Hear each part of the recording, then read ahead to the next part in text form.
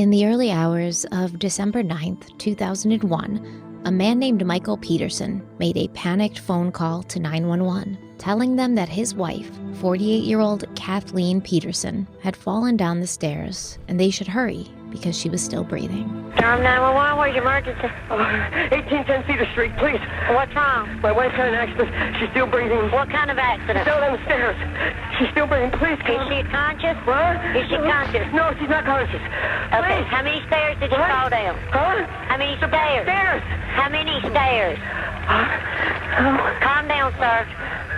Calm down. No, 15, 20, I don't know. Please, get somebody here right away. Please. Okay, Still somebody's dispatching the ambulance No. while I ask you questions. It's in Forest Hills, okay?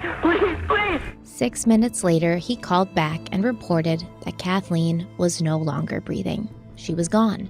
Initially, it appeared that this had been a tragic accident, but as first responders and law enforcement began to arrive at the scene, the tension was palpable.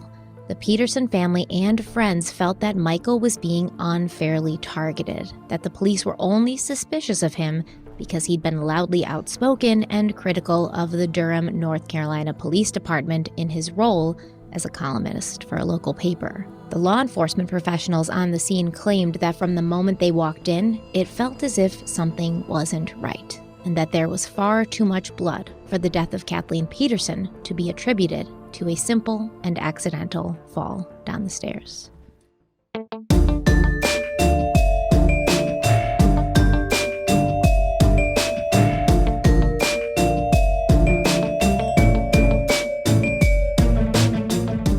Hello, everybody. Welcome back to Crime Weekly. I'm Stephanie Harlow. And I'm Derek Lavasser. So today, this episode technically marks our new season, our third Crime Weekly season. That's kind of crazy. It is. Time flies. It really does. It felt like yesterday we were just starting, and listening to some of our older episodes. I was doing a new playlist on YouTube for something that YouTube's doing now with podcasts, and listening to even our oldest YouTube video, it almost makes you cringe a little bit. I'm sure you have this with your channel as well, where you're like, oh my God, we were horrible.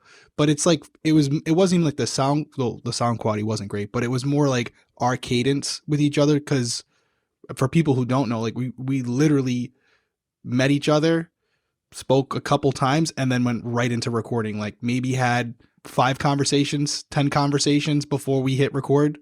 So you guys got to see us literally learn about each other on camera or on audio, because we didn't always do YouTube.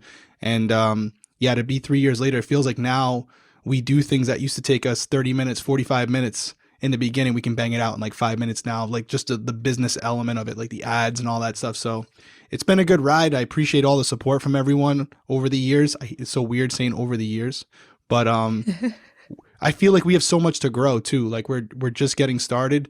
I know a lot of people say that, but I feel like we're getting better with each episode. So I'm interested to see how it looks over the next 3 years. Yeah, that's kind of what gets me, is it feels like to me like we're just getting started. It Right? doesn't feel like we've been doing this for that long, but then you look and you're like, yeah, with 2 full years of episodes, that is quite a while. And yeah, we were strangers when we first started. So I definitely think I don't listen to those episodes. I don't want to listen Don't do it. them. Because I feel like I will cringe and I'll hate it. So I'm not going to do that. But we were strangers. And a lot of the conversations we had were like group conversations, because we were with a company at that time that kind of put us together, remember? And we were kind of like always in group conversations. And so, yeah, we had that weird lawyer who was always like, you can't say this, you can't say that. So we felt like we couldn't really talk freely, and you can tell. Yeah, we made some changes. We definitely decided like, yeah, this isn't working for us. Made some changes. They were definitely the right decision now looking at it. And we have been able to express ourselves more freely, but we wouldn't be able to do it without you guys. I know, again, another cliche comment, but we wouldn't be able to continuously do this week after week if we didn't have your support. Just coming in, watching the video, or listening to it. That's what allows us to keep doing this, because we're not telling you anything you probably don't know. The more viewership, the more listenership we have, the more advertisers. Those advertisers sponsor the channel. It allows us to always upgrade equipment. Take more time for Stephanie to do her research, for me to plan out the schedule for the week to make sure we get things uploaded, to hire better editors, people who can get things done and enhance the quality of the videos. It all takes money. And again, it all comes back to you guys supporting us, not only with Crime Weekly, but also with Criminal Coffee. We are very passionate about what we're doing here and what message we're trying to send. And we're doing that through another outlet with Criminal Coffee. And you guys have also been extremely supportive of that as well. It wouldn't have been a success without the Crime Weekly fandom, coming in, supporting us and helping us out. And, we're all big family here. And we don't say it often, but we are truly appreciative of all of your support and everything you guys have helped us do over the last 3 years. And we got some good plans coming too. I know we're not going to say, I always tease things, but we got some things coming that I think you guys are going to be really excited about. Yeah, definitely. And I think there's a lot of you who are going to be excited about today's case, or the case that we're going to be covering over the next several episodes. I don't know how many parts it's going to be, but I don't think it's going to be like 8 parts, but I don't think it's going to be like 3 parts. That's as much as I can say, Yeah. Yeah, this is a case that I have a little familiarity with, being that it was a big special on Netflix called, obviously, The Staircase. I was telling Stephanie before we started recording, it was something where it was on my TV, and it was very interesting. It was the episode regarding the owl. Again, I won't go into it because we're going to talk about it here, but it was a fascinating case, and it did seem like on the surface there was more to the story than what was being conveyed initially. So now, again, here we are, starting from the foundation, and for anyone who's not familiar with the case, after we get done, you definitely will be. Yeah, and I think this is a weird case too, because like when we covered Scott Peterson or Casey Anthony, it's like the general consensus on Scott Peterson and Casey Anthony is like, we think they're guilty, right? There's obviously the outliers. There's obviously like 10-15% of people who aren't on board for that. But the majority of people were sort of on board for that. And I feel like with Michael Peterson, it's very split.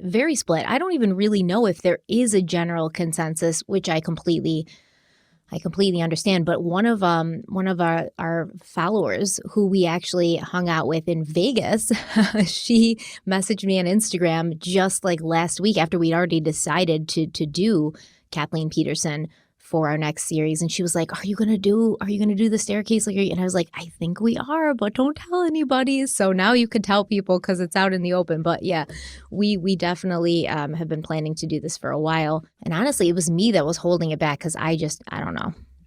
This case is well known for fans of the Netflix documentary series, The Staircase, and I was one of those fans. I watched it avidly, and like many other people, I felt torn throughout the episodes where, sometimes with a lot of cases, I'll get gut instincts about how I feel, with Casey Anthony, with Scott Peterson. For me, like, there's a lot of evidence one way or the other, but I have a gut instinct about how I feel either way.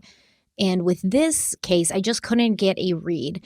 And I really think that the blame for that lies with Michael Peterson himself, because he's honestly just, in my opinion, and not everyone agrees with me, but in my opinion, he's just so likable. Michael Peterson kind of acts like that dad that everyone wants. He's the guy that everyone wants to sit down next to at the bar or at dinner. He's charming, he's endearing, he's clever, he's well-spoken and intelligent, but he also appears to also be very down to earth. At least that's how he presents. And there's this quality about him that does make you feel comfortable and safe. And sometimes he's a bit extra and over the top. Specifically, there's like one interview where he's like outside of the courthouse and he's like, Kathleen, it was in my heart. She's in every beat of my heart. Like things like that, where he'll say that and I'll be like, oh, that's kind of cringy, man. Like, I don't know. But he's also a writer. So that could just be the flourishes that somebody who creatively writes for a living kind of just ends up talking in. I don't know. At the same time, though, because when he's saying these things that are extra, he also appears to be sincere and earnest. So it's very difficult. He seems to really care about others. He seems to deeply love his family, especially his children, all 5 of them. And as we'll come to find out, Michael Peterson and Kathleen Peterson had a blended family. There were 2 sons from Michael's marriage to his first wife, Patty. There was a daughter from Kathleen's marriage to her first husband, Fred. 2 adopted daughters who had become orphaned when their parents, who had been friends of Michael Peterson's, tragically and suddenly died. And there's also a lot of tragic deaths circling this man, this family, this case. A witness who had spoken out against Michael Peterson and made outlandish claims about his sexuality was brutally murdered. One of the prosecutors, Frida Black, who made it her mission to see Michael Peterson behind bars for the rest of his life, she was found dead in her home after a welfare check. And of course, the mother of these 2 adopted girls, she was also found dead at the bottom of a staircase, just like Kathleen Peterson. So it's no wonder that the world became transfixed by this case, by this man, Michael Peterson. and by the question of what happened to Kathleen Peterson. And as we'll come to see, Kathleen died due to one of three things: foul play, an accident where she slipped and fell down the stairs, or a random owl attack. Which sounds crazy on the surface, but that was the one small section that I caught, and some of the evidence supporting it is pretty compelling. I'll just say that. As far as Michael Peterson's concerned, you know this as well as I do, he wouldn't be the first charismatic person who's murdered someone before that we've ever seen. So, and as you mentioned, he does have a leg up because he's a writer and someone who speaks very well and knows how to put that spin on something when relaying it to whoever's consuming it. So he would be in a good position where if there was someone out there who was a killer but was able to get over on most people and come off as endearing and someone you'd want to hang out with, this would be the guy, right? So he has that going for him in that aspect, and it's tough as even an investigator. Sometimes when you're interviewing these people in person, you do automatically come to an initial assessment where you're like, do I think they did it? Do I think they didn't? And someone like this can really pull one over on you, and that's when you got to rely on the evidence and see where it leads you. I know you said with this case that you were hesitant about doing it. Was it because of the complexity of it, or was it something else? Because I like to be confident about things. Like, some people might say Scott Peterson's charismatic and charming. But for me, right, Scott Peterson always gave me like an unsettled feeling, like he was oily. He was too slick. It was like a red flag for me. There's something in like my lizard brain when I come face to face with these men, the Ted Bundy types, that's screaming like, I know it looks like this is a nice, pretty package, but like run away because you don't want to open up this bitch, like run away. Mm-hmm. And so I do like to be confident going in to let the evidence speak for itself, but also kind of know how I feel about something. And I just don't know how I feel about this. And throughout the staircase, and even now revisiting it, I'll run into a piece of evidence and I'll be like, ooh, that looks really bad. And then I'll run into another piece and I'll be like, oh, well, here we are. Like that just completely discredits that piece. Like, what do you believe? It was very tough. And I still don't know how I feel. So I guess we're going to have to figure that out together. Welcome to my world for every case, huh? Like that. I come into it with, nothing really. I get hesitant about these bigger cases when we decide to do them. It's obviously the complexity of it, but it's more so there's so many people who have consumed information about these cases and are very passionate about it. Whether they're wrong or right, they're very convinced.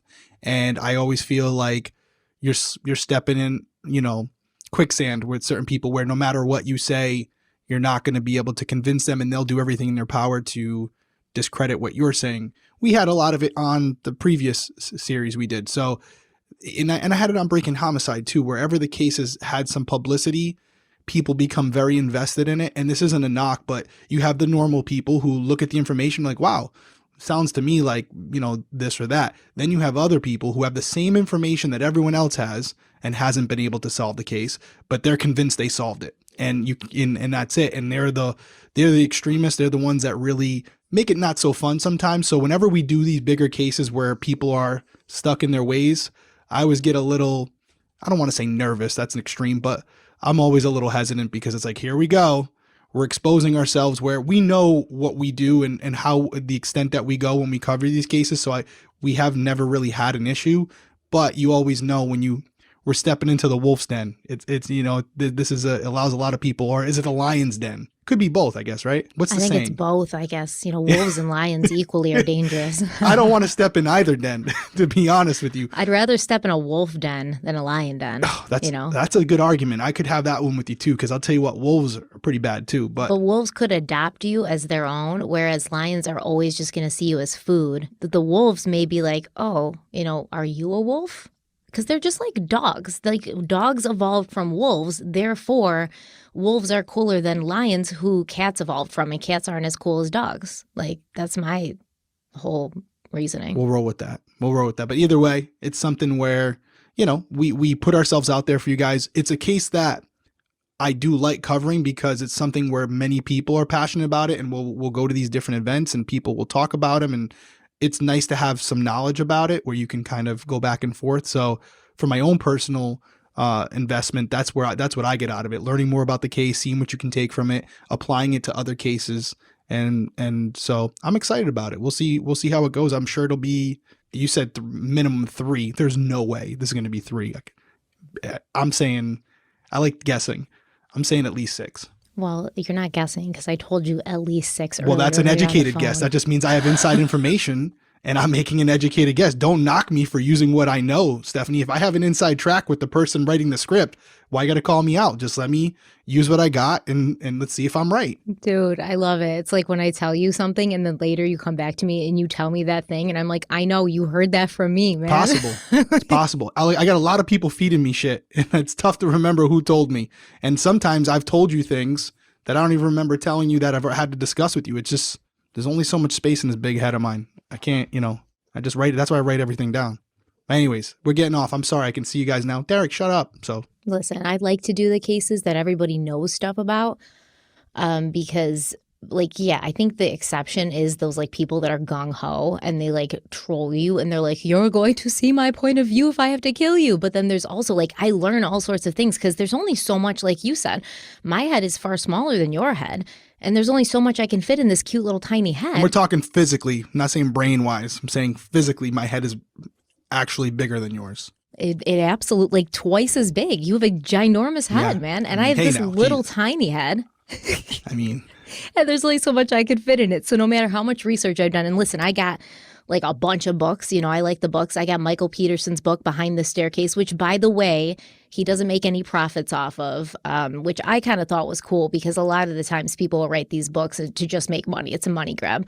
Look at Casey Anthony and her Peacock series, money grab. But Michael Peterson is not making any profits off his book. And I've been reading Aphrodite Jones's book about this. So I've got all the books, I've got all the records and the police reports. I rewatched The Staircase, but I love when people come up in the comments and they're like, well, don't forget about this, because then I'll jot that down and then I'll look into it. And then it really just rounds out the research process. It's like having a bunch of research assistants in the comments. Most of them are productive and helpful. And yeah, it's the very few are just trolls, but I don't worry about them. Yeah, no, it's not the majority. I'm looking forward to it. I think most people are. We were actually talking about the title of this episode, probably going to call it The Staircase, because there are people, we always like to refer to the episodes by the victim's name first. And so, unfortunately, if you were to take a poll, I'm sure more people have heard of The Staircase as opposed to Kathleen Peterson. We want to try to help change that. So now, hopefully going forward, when you hear The Staircase, you'll also think of Kathleen. Well, before we dive into the nitty-gritty, let's take a quick break. We'll be right back. How many of you wish there was a better solution to paying off debt? Well, PDS Debt has customized 0% interest options for anyone struggling with credit cards, personal loans, collections, or medical bills, which honestly I feel like is almost everyone struggles with one or more of these things. With inflation on the rise and gas prices hitting all-time highs, now is the time to get serious about a better plan to pay off your debt. PDS Debt is giving our qualified listeners a free debt savings analysis just for completing the 30-second online debt assessment at pdsdebt.com/crime. You will receive a full breakdown on how to save on interest each month and the quickest way to take care of your debt. If you're making payments every month on your debt, but your balances aren't going down, this program is for you. PDS Debt rolls all of your payments into one low 0% interest monthly payment, and everyone with $10,000 or more in debt qualifies. There's no minimum credit score required. Both bad and fair credit are accepted. You can save thousands on interest and fees and pay off your debt in a fraction of the time with PDS Debt, and Derek's going to tell you how you can get started. PDS Debt is offering free debt analysis to our listeners just for completing the quick and easy debt assessment at www.pdsdebt.com/crime. That's pdsdebt.com/crime. Take back your financial freedom today by visiting pdsdebt.com/crime. So as always, to figure out what happened at the end, we have to go back to the beginning, as we've done with other infamous figures and cases, as we did with Casey Anthony and Scott Peterson. It's important to see where these people came from, what their lives and relationships were like before they became household names, and especially if we are going to explore the idea that Michael Peterson may have killed his wife, we need to look back and see if there were any red flags in his early years or in the early years of his relationship with Kathleen But I don't think we can have a real discussion about the case without first talking about the docuseries that brought it to our attention, and that's the Netflix docuseries The Staircase. Now, The Staircase was originally an 8-part docuseries that first aired on HBO in 2004, and it followed Michael Peterson, his family, and his legal team as they prepared for and went through a murder trial. In 2012, new revelations called for more episodes to be made, and 2 more episodes were added in 2013, but it wasn't until Netflix purchased the series and began streaming it in 2018 that most of us heard the names Michael and Kathleen Peterson for the first time. And at that point, even more episodes were added, bringing the grand total to 13 episodes. The Staircase is the work of French filmmakers Jean-Xavier de Lestrade and Denis Poncet, and originally it wasn't supposed to be a series. It was supposed to be a 2-hour documentary on HBO titled Death on the Staircase, and it was intended as a follow-up to their 2001 Oscar-winning documentary Murder on a Sunday Morning, which was a film about the shooting death of a tourist outside a Jacksonville, Florida Ramada Inn. A young black teenager was arrested and charged with this murder. His name was Brenton Butler. He was 15 years old. He was significantly younger. He was physically shorter than the described suspect, but he was charged anyway. And what they wanted to do with this film was basically highlight how he was, facing injustice, and that the justice system, the legal system, was not on this teenager's side. After the success of Murder on a Sunday Morning, Lestrade told HBO that he wanted to do something different for his next project. So for several months, Lestrade looked through over 300 different cases and finally found Michael Peterson, a wealthy white man who was established and respected in his community. The filmmakers wanted to show that injustice and a flawed legal system can attack anyone, no matter who you are, what you look like, or where you come from. And The Staircase is honestly such a compelling experience for us because the documentary team began filming Michael Peterson very shortly after Kathleen Peterson's death. And so you get this very unique and interesting look behind the scenes. This film crew lived with Michael Peterson. They had cameras going 24/7. We get to see Michael Peterson interacting warmly with his family, talking with his legal team about trial strategy. We get to see renowned forensic experts like Dr. Henry Lee in the process of looking at the crime scene for the first time. And we get to see our protagonist, Michael Peterson, in the throes of an accusation that he passionately denied and still does deny to this day. And then we basically get to watch him and follow him for over a decade. It's always interesting, and I guess a gamble for these filmmakers when they do this, because as you mentioned, they started living with him shortly after Kathleen's death. And I'm not trying to be sarcastic here, but it's, how do they know he's innocent? At that point, they're obviously learning as they go, and on the surface, clearly they believe he's innocent. If they felt like it was a slam dunk he did it, I don't think they would be investing all this time and money into this case.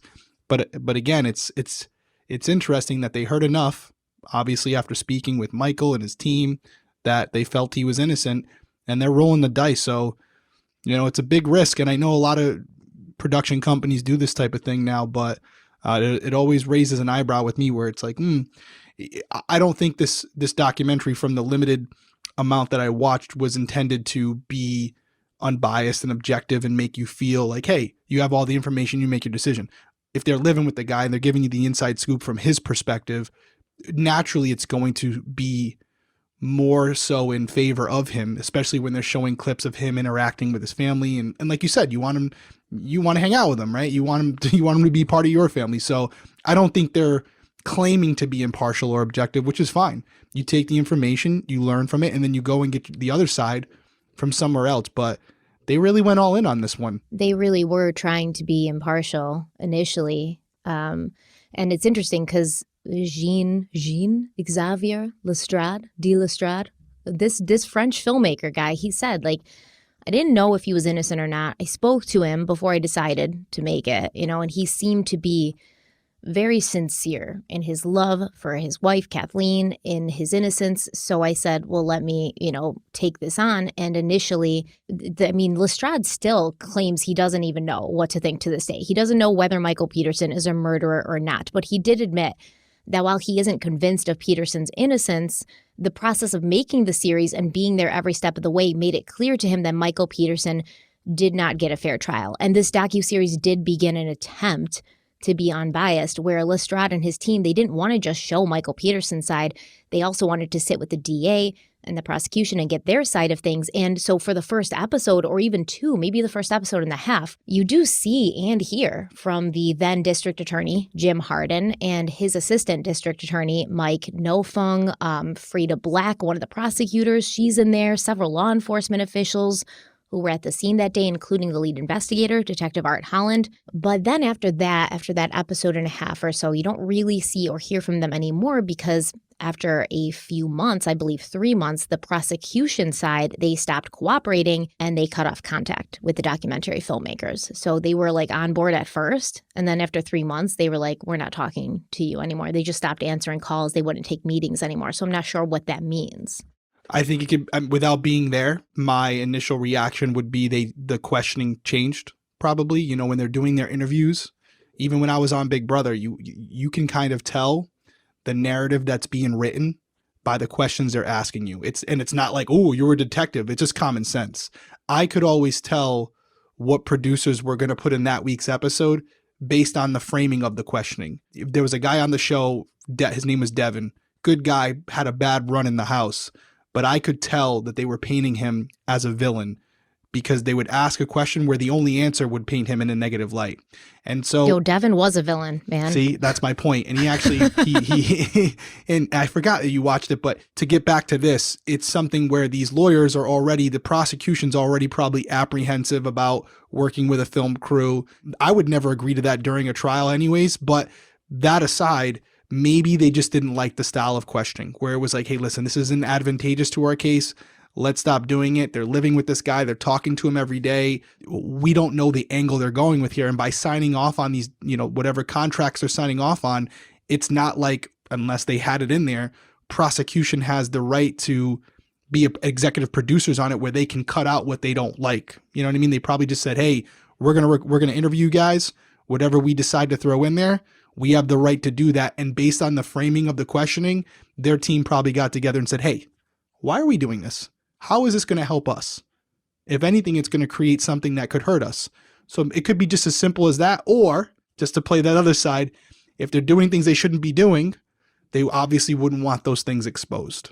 So if they're not doing things on the up and up, bringing cameras into the, the inner workings of what they're doing, whether it was intentionally malicious or just accidentally malicious, that's not going to make them look good as well. So they probably decided to stop talking to the film crews, which probably was a good idea and should have never happened in the first place. So two things. I agree. I think it should have never happened in the first place. Like, we all want to see the unbiased. It's crazy, right? It's weird, right? It seems weird. Like, how are you that confident? And you can tell, like, when you said they maybe were reticent or like didn't feel comfortable about being in. Nah, man, these people are like cocky in this. Like, that's why I want you to go back and watch that first episode. They are cocky. Jim Hardin, Mike, his ADA, Frida Black, oh, I can't stand her, like cocky and judgmental. And they're just like, so they're smiling and laughing, cracking jokes like, this doesn't look like an accidental fall down the stairs. He just thought we weren't going to look, that idiot. Like, they are going hard.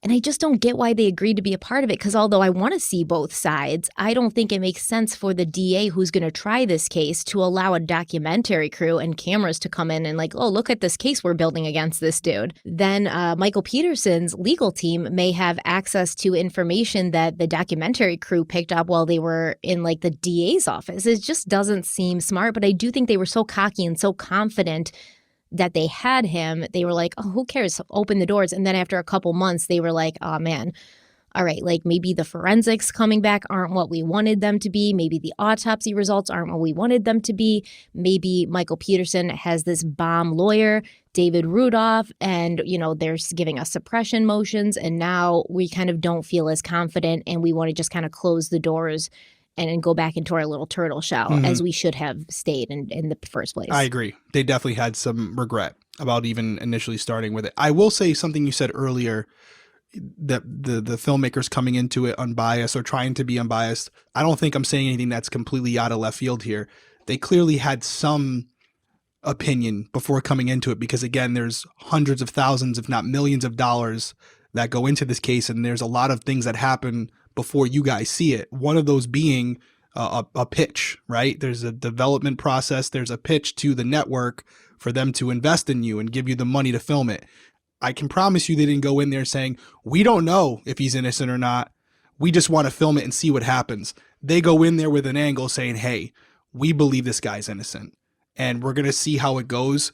And we'll go from there. Now, I know you're shaking your head no, but I've been on those their meetings. angle, they did have an angle, but it wasn't he's innocent. It was, we don't think he's being treated fairly, whether he's innocent or not. Sort of like similar to the Adnan Syed, right? Like, Right. We don't know if he's innocent or not, but we don't think he's being treated fairly. And they kind of got this from the fact that Michael Peterson was a columnist and he talked a bunch of shit about the Durham Police Department. And now the Durham Police Department is over here investigating this death, and they're looking at you as a suspect. And then, the whole issue of like Michael Peterson's sexuality comes in, like he was bisexual, and apparently they are sort of trying to paint Durham, North Carolina as like it's the deep South in the, early or late 90s, and they are not as open about homosexuality in men as they should be. And to be honest, Frida Black, this prosecutor in the documentary, the first episode, she's going ham, man. She sounds judgy AF. It made me uncomfortable to hear it because she's like, people are not gonna like that around here. They're just not gonna. And it was kind of like they were gonna play that to their favor. Like, we're gonna put together a jury of good Christian Southern people who are gonna take one look at Michael Peterson and not care whether or not he killed his wife and just assume that he's a bad person because he has sex with men on the side.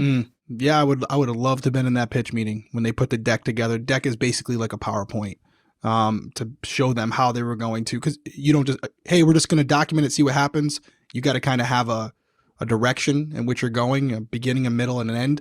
I will say in their defense on this one, and you pointed it out, that originally this was supposed to just be a 2-hour documentary. So it wasn't like they had a 13-part series lined up where they're like, hey, we're going to take you on this roller coaster. Maybe it doesn't seem as contrived as that. So I will give that to them, where initially they're going in, they're going to make a 2-hour doc about this, see what happens and go from there. Obviously, based on its success was when they had to, and they realized that they started unpacking the layers, what they had, they kind of built it out to 13 episodes. So I'm going to have to watch it. I was saying to you, I want to start doing something on a YouTube channel where it's not the research like this. Maybe that's an angle. Maybe watch these documentaries. You can suggest them to me and just watch them and comment on the actual docs and see what I think. Because otherwise I wouldn't watch them because it's not necessarily. Yeah. I do that sometimes on my channel. Yeah. And it's, you always see a very like plain narrative being spun for you. And that's why I really avoid these documentaries, because I know what you're trying to do. I know what you're trying to make me feel. It's insulting and a little bit annoying and very one-sided. But this was like early on, like early back in the days before true crime blew up. And I don't think that's what they were trying to do here. Now, of course, this is just what they say they're trying to do, but they could be lying. They could. I'm not saying like I believe everything that everyone says. I believe nothing that anyone says. But this is what they say. This is what they say happened and how they felt. And, obviously, you understand they were living with this guy, like you said. So as much as this film crew, as much as they went in, right, attempting to be unbiased, at the end of the day, they all spent hundreds of hours with Michael Peterson. And they, of course, developed a relationship with him. Lestrade, he said, quote, Michael Peterson himself is a very strange, very complex character. Of course, the man I spent many days, weeks, months, and years with, the man I know, it's like it's not possible that he's capable of killing someone in that way. But human beings are strange, and you never know, end quote. And I mean, that Michael Peterson, like I said, he's compelling to me just on screen. I can't imagine how really magnetic he would be in person. And it's not the way he looks. He's not an outstanding looking person. He's not like anything special to look at, but there is something about his demeanor that's super comforting and just very home-like. And he actually ended up dating one of the editors of The Staircase, Sophie Brunel, I think her name was. We're going to talk about her a little bit more in depth, like in later episodes, but they did start a relationship. And I don't know, like, it's just they were living in his house. There's going to be blurred lines. 100%. And then the final product that you guys see, and you kind of just joked about it with Devin, right? Like, depending on how producers and editors want to show you, believe it, they can. They can paint you in a negative or positive light depending on their own personal opinions of you. you can go on a reality show, think you're the greatest person, and if they don't like you, they can really edit you to look like an asshole. Conversely, if you're someone who may have some things that are off-putting, again, they can edit you in a way that's very endearing to the audience. So I'm not saying that was done here, just playing devil's advocate. Understanding this background as far as him dating an editor, I don't think he'd be dating one of the editors if they had made him look like a jerk the whole time. So clearly something developed from that. And I don't think she would be eventually dating this guy if while putting the film together, while putting the documentary together and editing it together, she felt he was a bad person.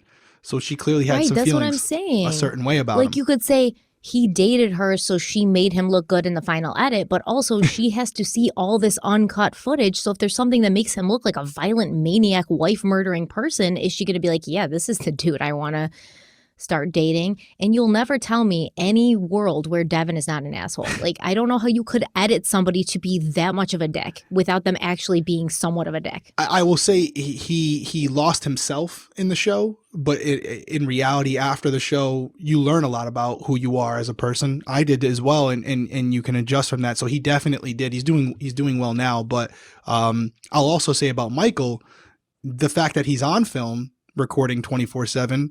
If he is someone who's naturally charismatic and knows how to play to a crowd, I don't think he would be completely exposing himself in how he would normally if he were behind closed doors. I mean, if I'm someone who just killed my wife or someone else for that matter, and there's a film crew here that could make or break me to the public, the court of public opinion, I'm on camera 24/7 in my brain, and I'm always going to be playing to that character regardless of who I may or may not be. So these are all variables you have to consider. Yeah, he definitely is somebody who knows how to play to a crowd. He definitely is that person. But could he do that 24/7 for like months and months? That feels like that would be very difficult. Like that's the role of a lifetime, right? I'm not trying to keep bringing it back to Big Brother, but I was on camera 24/7 for 102 days. And I played a character, not because I was doing it for the audience, but more so I was in a house full of people who didn't even know what I really did for a living. I was constantly playing whatever role I had created for that specific person. So yeah, but you could go in the confessional and be like, these idiots, at least break character sometime. Like he's not breaking character. Well, I'm sure they weren't like in his bedroom with him, when he's sleeping. Well, Sophie may have been. Or maybe they were. I don't know. I don't know how close they were. I'm gonna definitely have to watch the series now that I'm getting all this insight behind it, and now knowing the dynamics of some of the relationships. I'm gonna have to do it. You're gonna have to give me some good recs. You're gonna have to give me some good doc recs. We clearly don't have time for it right now, but I have a feeling the eye rolls during these documentaries would be something to watch for me. You're gonna have to give me like 5 or 6 series to watch. I got you. She's like, oh, I got you. Yeah, I got you. The dynamics of this whole, how this series happened, it's very unique. You don't ever see this really. Usually a film crew is going to come on like a year or 2 years after, but they're never like there before even he goes to trial. Right. And that was the coolest part for me, watching his defense team, which I've never seen that process before, like building their case. And they basically took some of the experts, like Dr. Henry Lee, who I love, by the way. I love Dr. Henry Lee. Yep, they put great. him in front of like a test jury, basically, and they played his like testimony, and the test jury was like, he's hard to understand, so we don't think he knows what he's talking about and stuff like that. And it was just interesting to see that behind the scenes stuff and that behind the scenes conversation that you never get to see when you watch a trial. So it is really a good, series to watch, and I think that you would enjoy it. But let's take a quick break. We'll be right back. There's no shortage of information at our fingertips these days, so it can become really overwhelming and discouraging trying to keep up, but staying informed doesn't have to be a challenge. Smart News is here to streamline the way you consume media and get straight to the stories that matter the most, and they do this by delivering critical and breaking news that's curated just for you. Smart News aggregates local and global stories from trusted publishers so you can stay informed on what matters most to you, whether it's local weather or trending television shows, all in all-in-one app. Smart News scans stories, analyzes headlines, and partners with respected publishers to deliver information that helps you live smarter. You can now say goodbye to information overload and save time by getting straight to the news that you care about. For instance, I live in upstate New York. I've been closely following stories about the blizzard that's currently happening in Buffalo. It's getting so bad. I have friends and some family in Buffalo, so it's important to me to stay up to date with the latest on that blizzard and the weather. Smart News is the award-winning news app that's been downloaded by 50 million plus readers in 150 plus countries, and you can be one of those readers. Derek's going to tell you how. Download Smart News for free today in the App Store to get the news that matters most. That's SmartNews. Search for it in the Apple App Store for your iPhone or iPad, or Google Play Store for Android users. Your news, your way. Discover the all-in-one app that delivers the information you need to live smarter.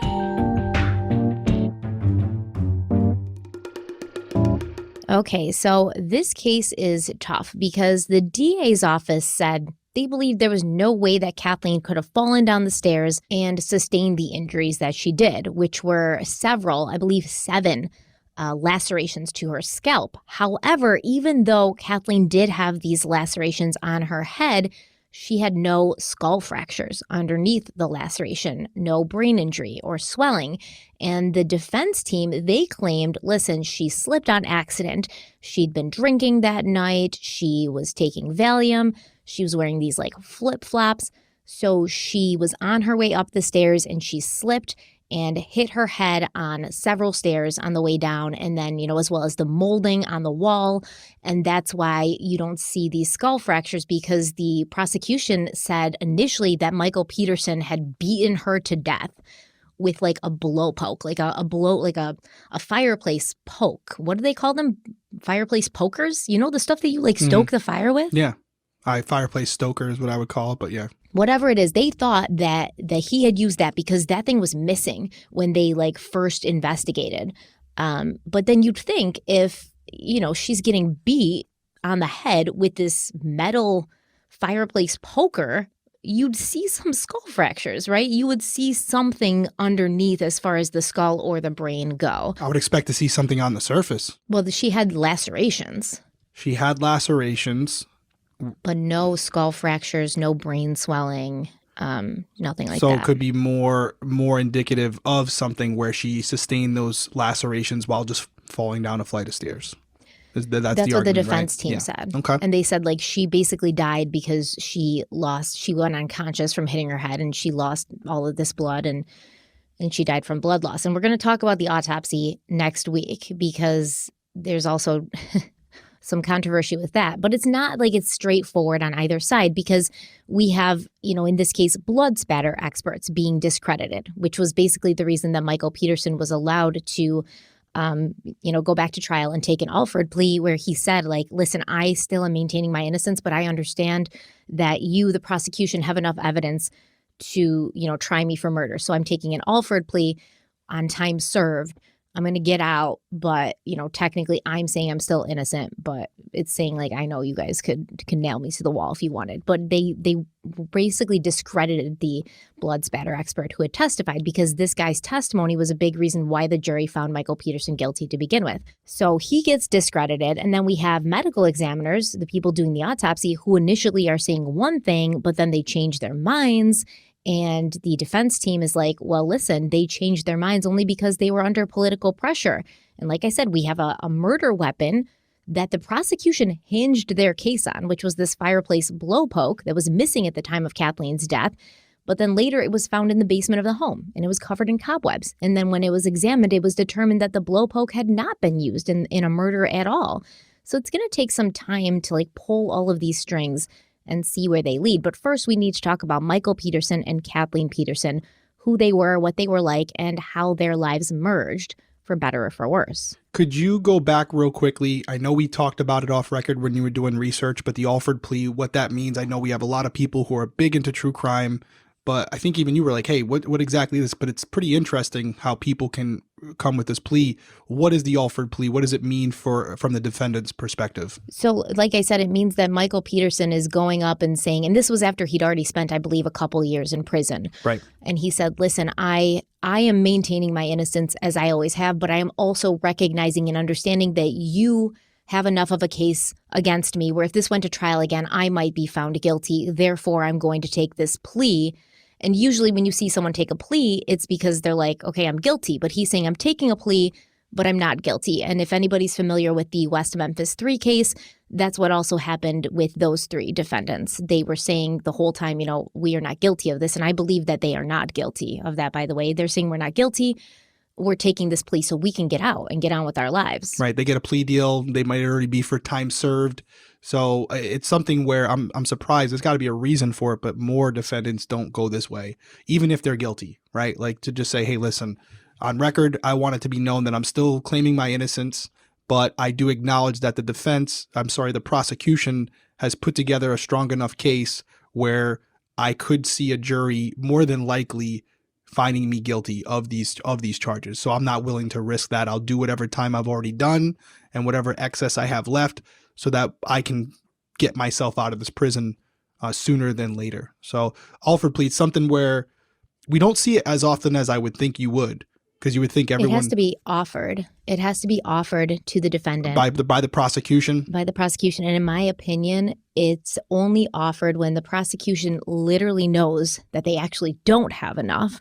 And they know that they've done some naughty things during the case, and they don't want it to go back to trial as much as the defendant doesn't want it to go back to trial, because then if the defendant wins, they can sue them for false imprisonment. So this pretty much wipes everyone's hands clean. You get to move on with your life, and we get to move on with our lives, not worrying that you're going to come back and sue us for false imprisonment. It's basically like we understand we made some mistakes, and we don't really want to shine a light on that again. So that's why it's not often offered, because it's a clean slate for both parties, and both parties have to be on board. Right. Whatever indiscretions happen between them. Yeah, and I think it's a great point to make, where you could go to the angle of, oh, it's something malicious, but it's more so where prosecution, they're not the ones doing the initial investigation. As they're looking at this, they may be finding flaws in the investigation themselves, where they're saying, Jesus, this wouldn't be good. If I were on the other side, I would be attacking this.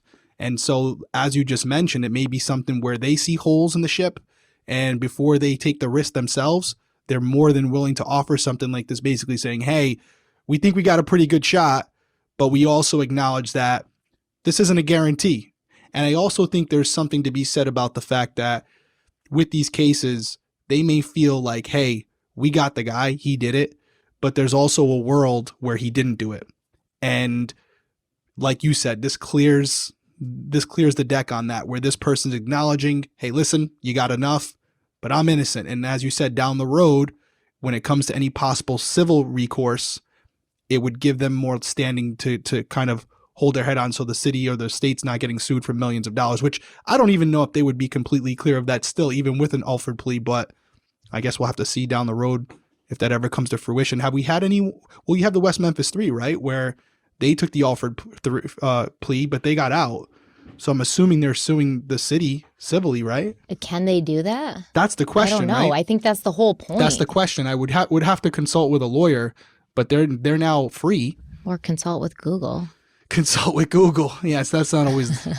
Yeah, you cannot later change your mind, and you cannot sue for damages. And that's 100,000,000% why the prosecution offers it, because they know they fucked up. That's what happened in West Memphis 3. There is not a damn lawyer in this world who could look at that evidence and say, like, yeah, you definitely had enough to charge these 3 kids with murder and put them in prison for the rest of their lives. There was no evidence in that case. They railroaded them in that case completely, and they knew it. And they knew, like, especially after the West Memphis 3 had all of these, like, huge celebrities like Pearl Jam, and the Dixie Chicks, like, speaking out for them. They were like, holy shit, like, they're going to sue us, and they're going to have their whole legal team financed by people who have way more money than we could ever even think of, and we're going to be screwed. And this is West Memphis, man. They don't got no money to begin with.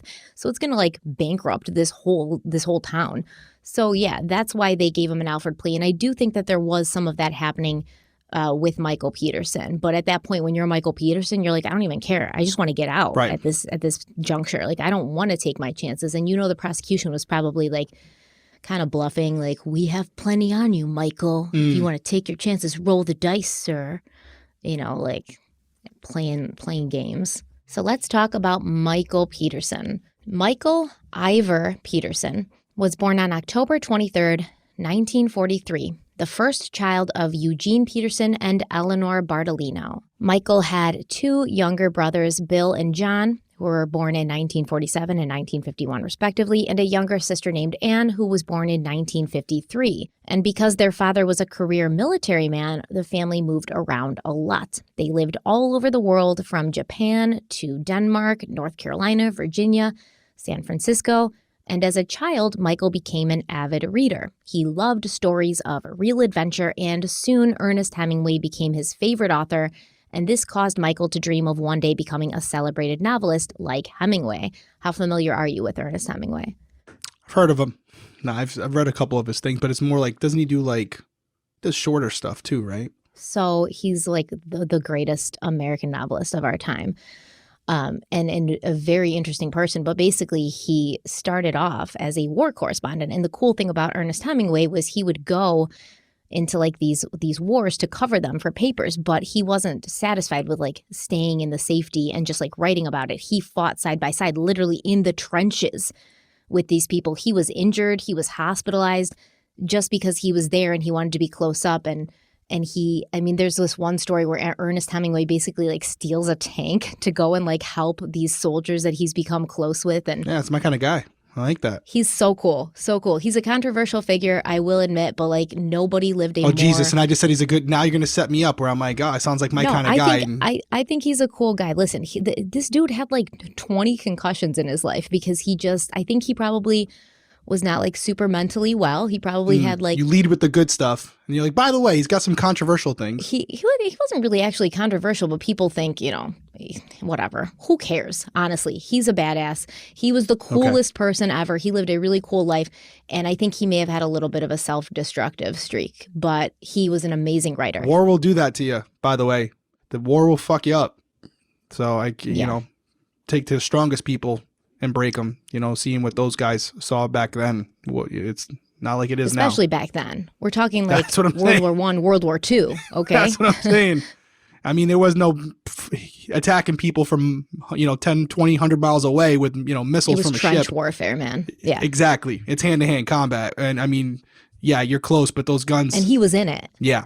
That'll mess anybody up. I had a couple of family members that, it takes a toll on you mentally. But what Ernest Hemingway also did, which I think Michael Peterson really pulled from, was he was this very super charismatic person, like the kind of person that when you walked in, if everybody's sitting around in a circle laughing and avidly listening to somebody, Ernest Hemingway is in the middle of that circle. He was incredibly compelling, and that's why he could never stay faithful to any of his wives, actually, because he was just so, charismatic, and he drew so many people to him. So Michael Peterson's like, I want to be a celebrated novelist like Hemingway, and that's what he always strove to do. So after graduating from Hampton High School in Virginia, Michael moved to Durham, North Carolina, and that's when he began attending Duke University. And this was the college that his future wife, Kathleen, would also be an alumni of, although they'd never run into each other there because Michael was 10 years older than Kathleen. Michael Peterson was very busy in college. During his freshman and sophomore year, he joined the Air Force ROTC, and he was a member of a legal group called Bench and Bar.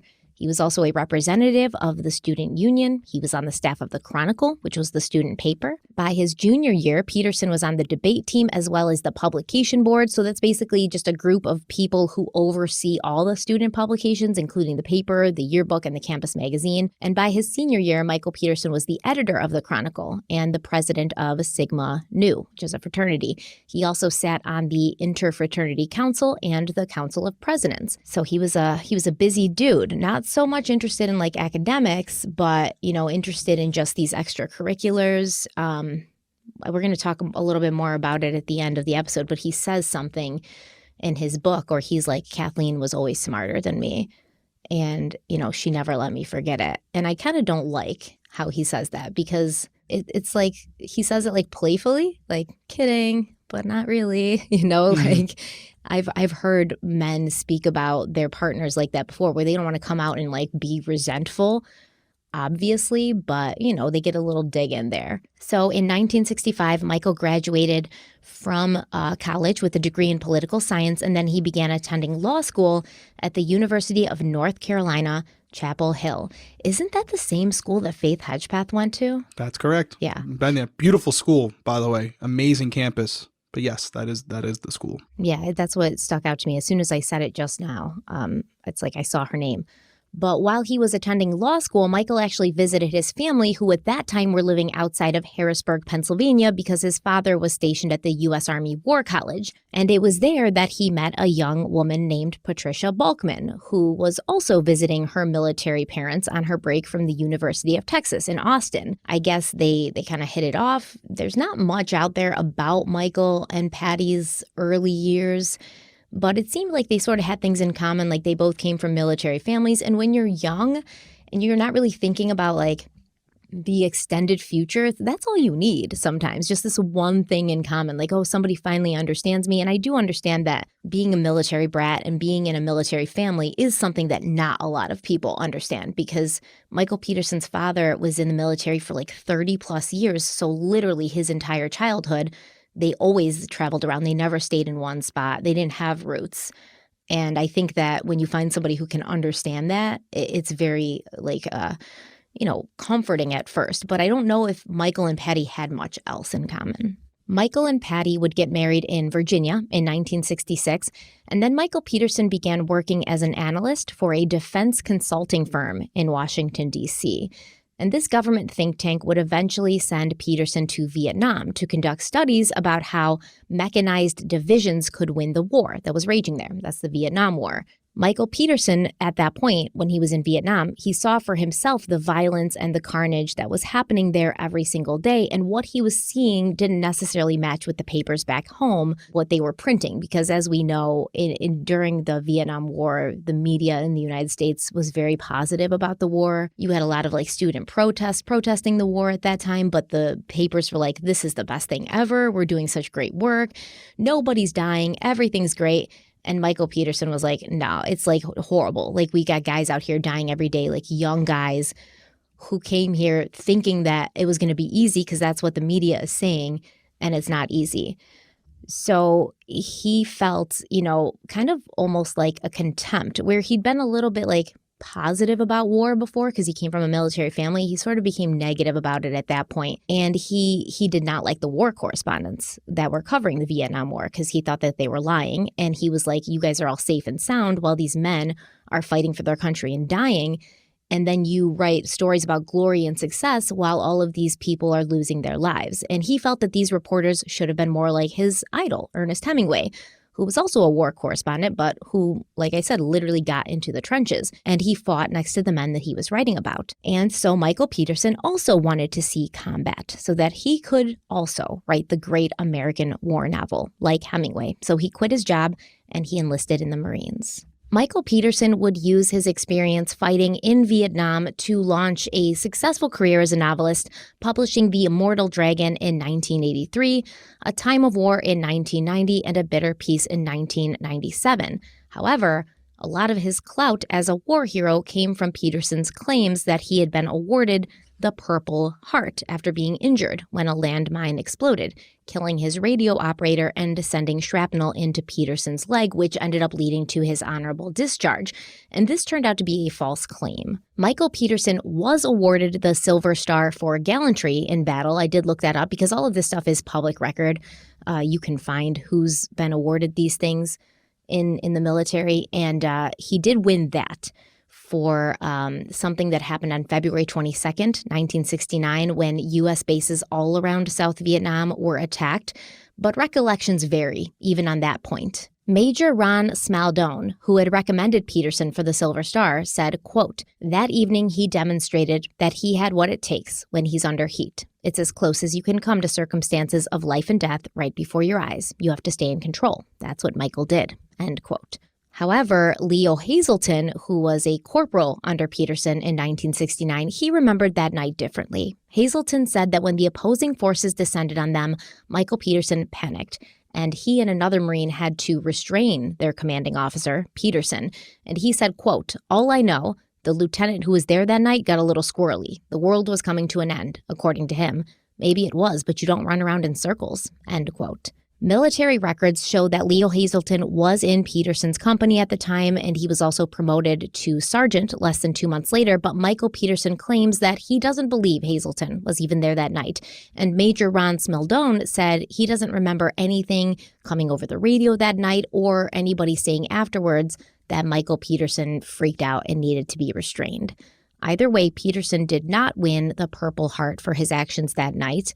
And there was a grenade present, but it actually rolled into his command bunker harmlessly, and he kept it as a paperweight on his desk. And the Purple Heart is a very important military award. I think it's probably the highest, if not, one of the highest, if not the highest. But it's basically awarded in the name of the President of the United States for those who are wounded or killed while serving. And I remember, man, I used to work with a guy who always said he had a Purple Heart. And this guy was such an idiot. And I was like, there's no way you ever saw active battle, much less won a Purple Heart. Like, he was lying about it. His name was Ryan. We always called him Lion Ryan because he lied about everything. But we were very easily able to disprove that he didn't have it. And so you can easily disprove that. But it didn't come out until Michael Peterson actually ran for mayor of Durham, North Carolina, I think in 1990. Once again, this isn't in this episode today, his mayoral run, but he did run for mayor. It was unsuccessful. He didn't win. But it kind of came out then because people were looking into him and looking to try to, make him look bad. And that's when it came out. That will happen. If you have skeletons in your closet, you want them to get exposed, run for a political office. Dude, it's so right. It's so true. Like, they will pay people to really look you up and discredit you. If you have some things that you ain't telling the truth about, stay out of politics. But I mean, Michael Peterson was actually honorably discharged, and he did receive medical disability from this injury that he sustained, but it didn't happen in Vietnam. After he left Vietnam, he was living in Japan for I think a year. And one night he had a couple of his military friends over for dinner. He drove one of them home. A truck crashed into the side of their vehicle. Michael Peterson's friend was killed, and Michael's leg was shattered, and his lung was punctured. So that's what he went to the hospital for, and that's what he was honorably discharged for. So not in battle, and that's why he didn't get the Purple Heart, right? Because he behaved bravely, I guess, during Vietnam, according to his commanding officer, but he wasn't injured or killed in service of his country. Yeah, and he, as you mentioned, he's not the first person who exaggerates about what they participated in overseas, because there's usually not anybody who can discredit you unless it's public information that you're putting out there for a political office or something where you have someone within your troop that exposes you. I will say from personal experience, getting awards as a police officer, there have been times where there's an incident you respond to and it's kind of like a blanket award where everybody who was on scene and participated in any way, shape, or form, if their name's on the report, they get the award as well. And there's been some head scratchers for sure where we're like, hey, how'd that guy? He just showed up 5 minutes before it ended, and he actually just stood outside and just protected the perimeter, and he's getting one of the highest awards you can get as a patrolman. So nevertheless, there's also another side to this where this person may not have liked Michael Peterson, and from his perspective, because he wasn't a fan of Michael Peterson as a subordinate, decided to discredit him when they're, say he was restrained and all these things. We don't know. And at the end of the day, you're over there, you're working as a team.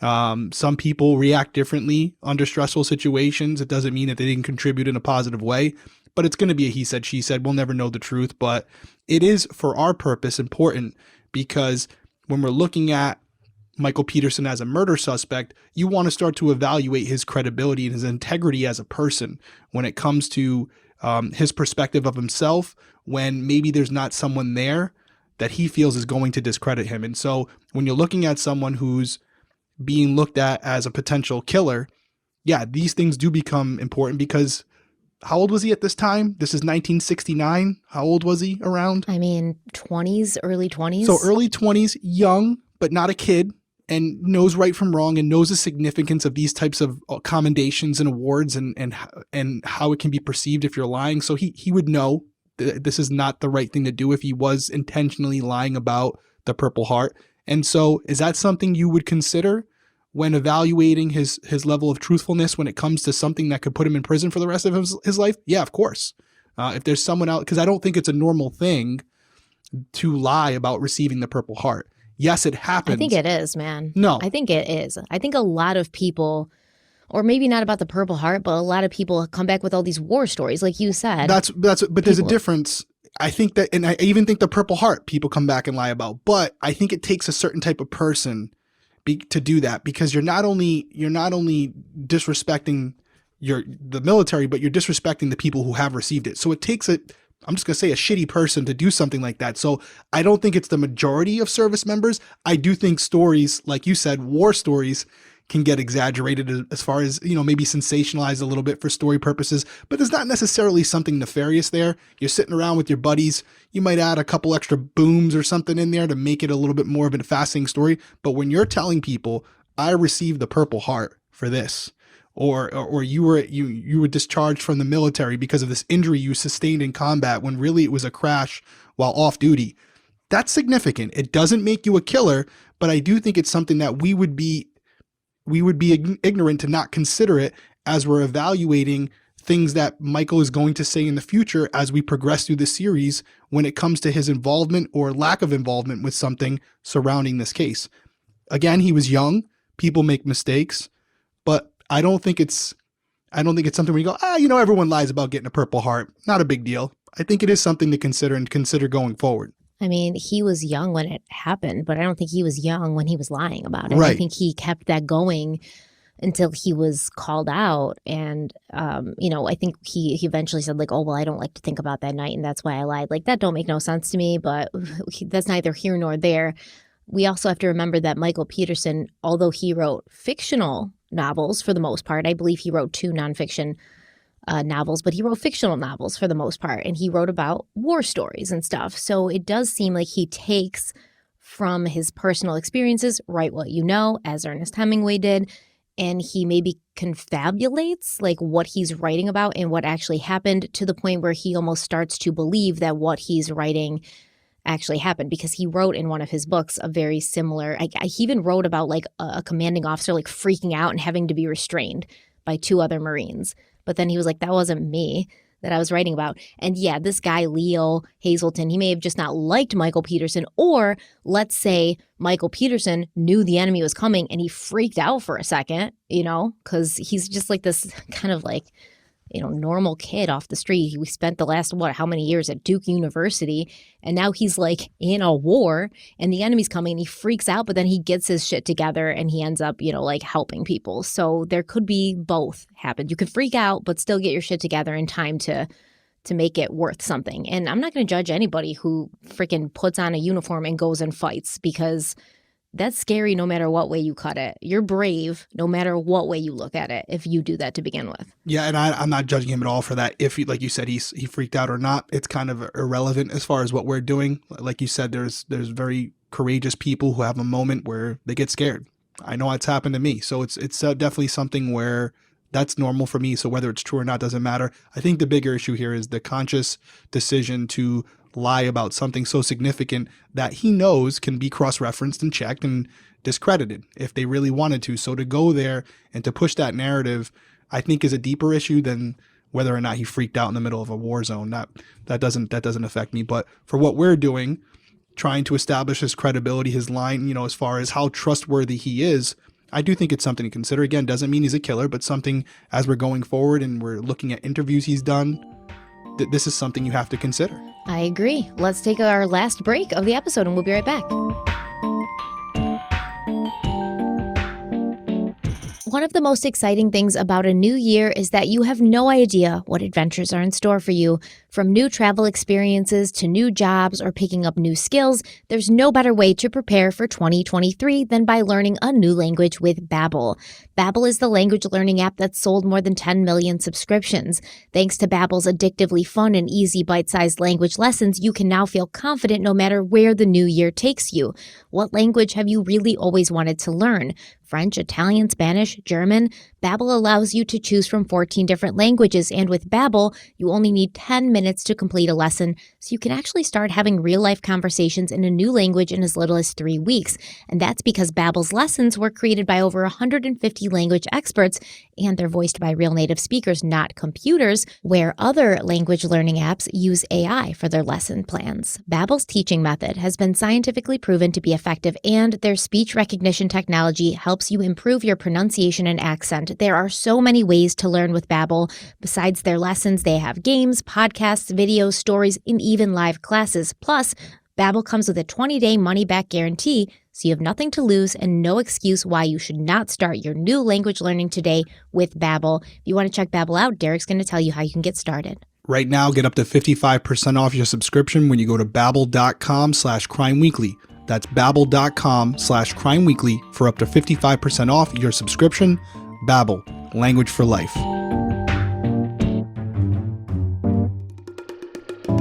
While Michael Peterson was in the Marines and fighting in Vietnam, his new wife Patricia began living with her in-laws, who at that time were residing in Copenhagen, Germany. Patricia Peterson found a job teaching at Hahn Air Force Base, and when Michael left Vietnam, she went to Japan with him, where they lived for about a year before returning to Germany together.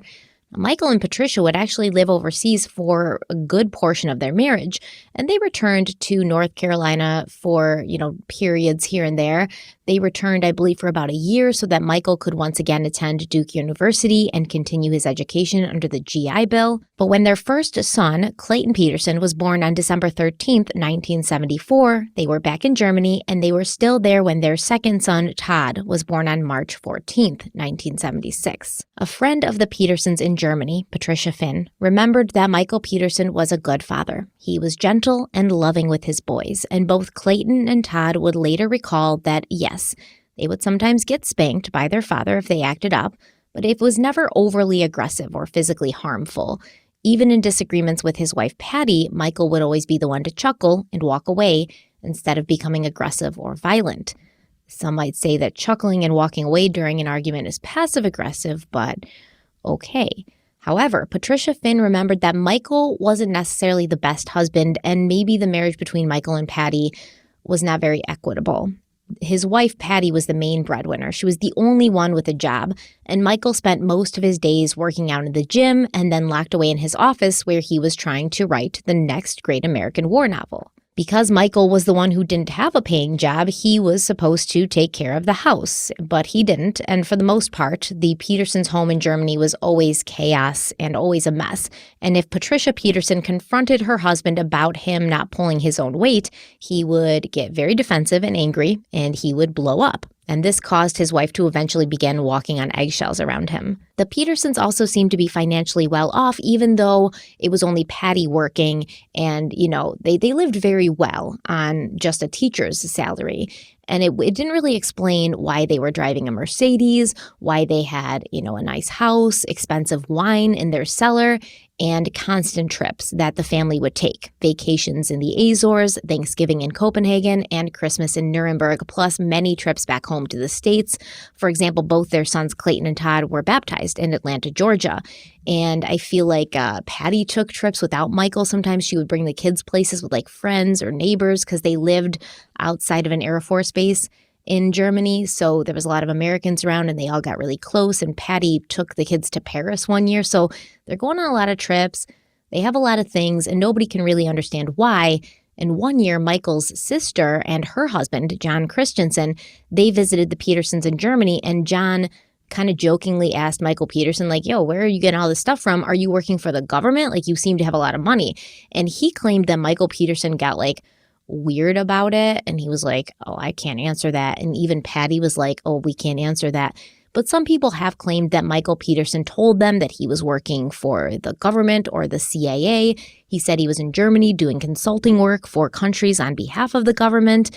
And, we don't really know what he was doing. There's some suggestion that Michael Peterson was possibly doing some illegal things or immoral things to get money, but we'll talk about that in a little bit. It was also during this time in Germany that Michael and Patricia Peterson became close to another couple, George and Elizabeth Ratliff. The Petersons, like I said, were living near a U.S. Air Force base outside of Frankfurt. Patricia Peterson was working as a Department of Defense teacher on the Rhein-Main Air Force Base, and that's where she met fellow teacher Elizabeth McKee. Elizabeth was an American woman living overseas. Patricia Peterson and Elizabeth would become best friends, very, very close, and Elizabeth became close to the whole Peterson family to the point where she even spent an entire summer living with them in the home that they still owned in Durham, North Carolina. In 1981, Elizabeth married Captain George Ratliff, a dashing young Air Force navigator who she had met at the Air Force Officer Club in Germany. Elizabeth and George were reportedly head over heels for each other. Patricia Peterson was Elizabeth's matron of honor. And by December of that year, the Ratliffs were parents to a baby girl named Margaret. Another daughter named Martha would follow in January of 1983. But sadly, that same year, George Ratliff would tragically be killed during a covert military operation. And when his wife, Elizabeth, also died after an accidental fall down the stairs, Michael and Patricia Peterson became the legal guardians of the two Ratliff girls. Now, as we kind of touched on earlier in this episode, there's a lot to discuss about the death of Elizabeth Ratliff. Today is not the time to do that, so we need to move on in this story, but we will get there. We will talk about Elizabeth Ratliff, her mysterious death at the bottom of a staircase, like Kathleen Peterson's death. You know, the prosecution did try to tie these two things in. Michael Peterson was one of the last people who saw Elizabeth Ratliff. I personally don't know if there is a huge connection or if it's just a coincidence, but I'm also not somebody who believes in coincidences that heavily. So it's a difficult thing to sort of wrap your head around. I suppose you could say that Michael Peterson benefited financially from the death of the Ratliffs, but he also gained two more mouths to feed, right? He gained two young children that weren't his, and he did care for them and love them for their whole lives, and they loved him. I mean, they've always stood by him, Martha and Margaret Ratliff. They've never had a negative word to say about him. They call him Dad.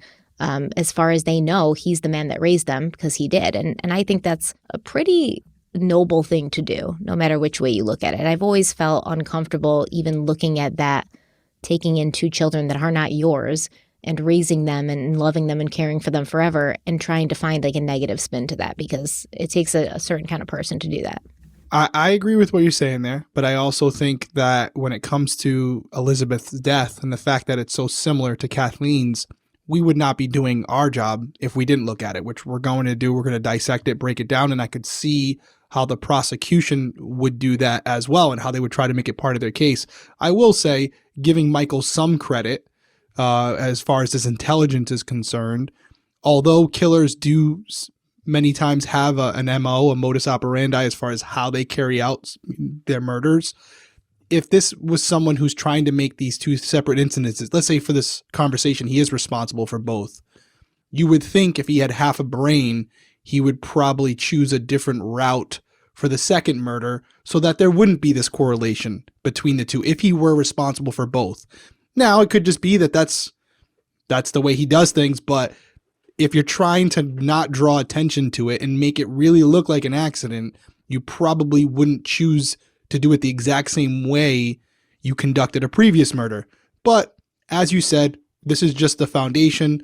We'll dive into the specifics, the similarities between the two, how they differentiate as well, and then also motive, right? We can probably establish a pretty quick motive for Kathleen, but Elizabeth might be a little bit more of a dynamic. You mentioned something about it being financial.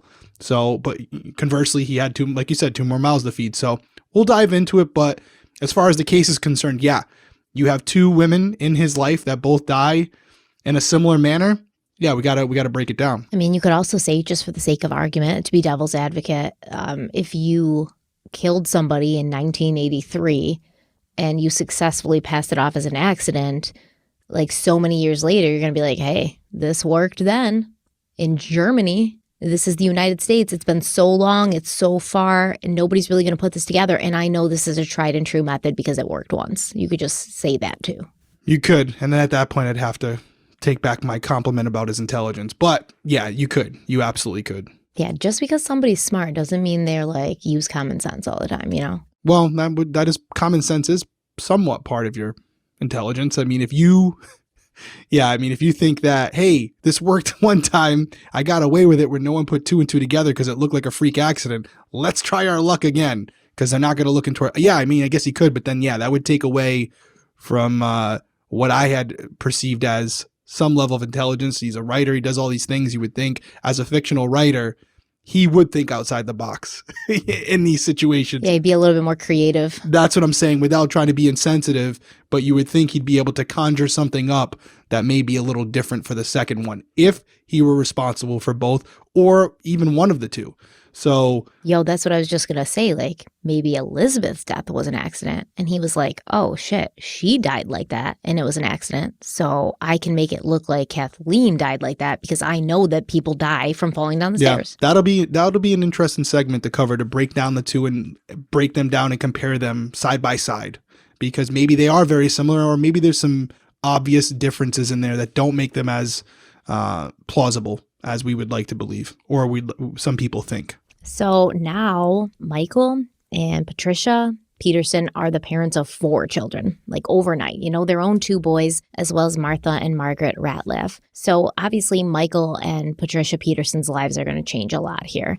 Although Michael clearly loved the 2 little girls and accepted them as his own, he was not the one handling the day-to-day with the family and the household. He was locking himself in his office, he was writing his first book, and Patricia soon became overwhelmed. Her husband told her he believed it would be easier to raise 4 children if they moved back to the States, which they ended up doing. But life living in Durham, North Carolina full-time wasn't really what Patricia wanted. She was obviously American. She was born in America, but she'd been living overseas for so long. It's kind of like all she knew, and she had a very tough time transitioning. And Michael Peterson would later tell his second wife, Kathleen, that Patty had never really been happy about the idea of raising the Ratliff girls. She said she hadn't signed on for a second family, which, I mean, is fair.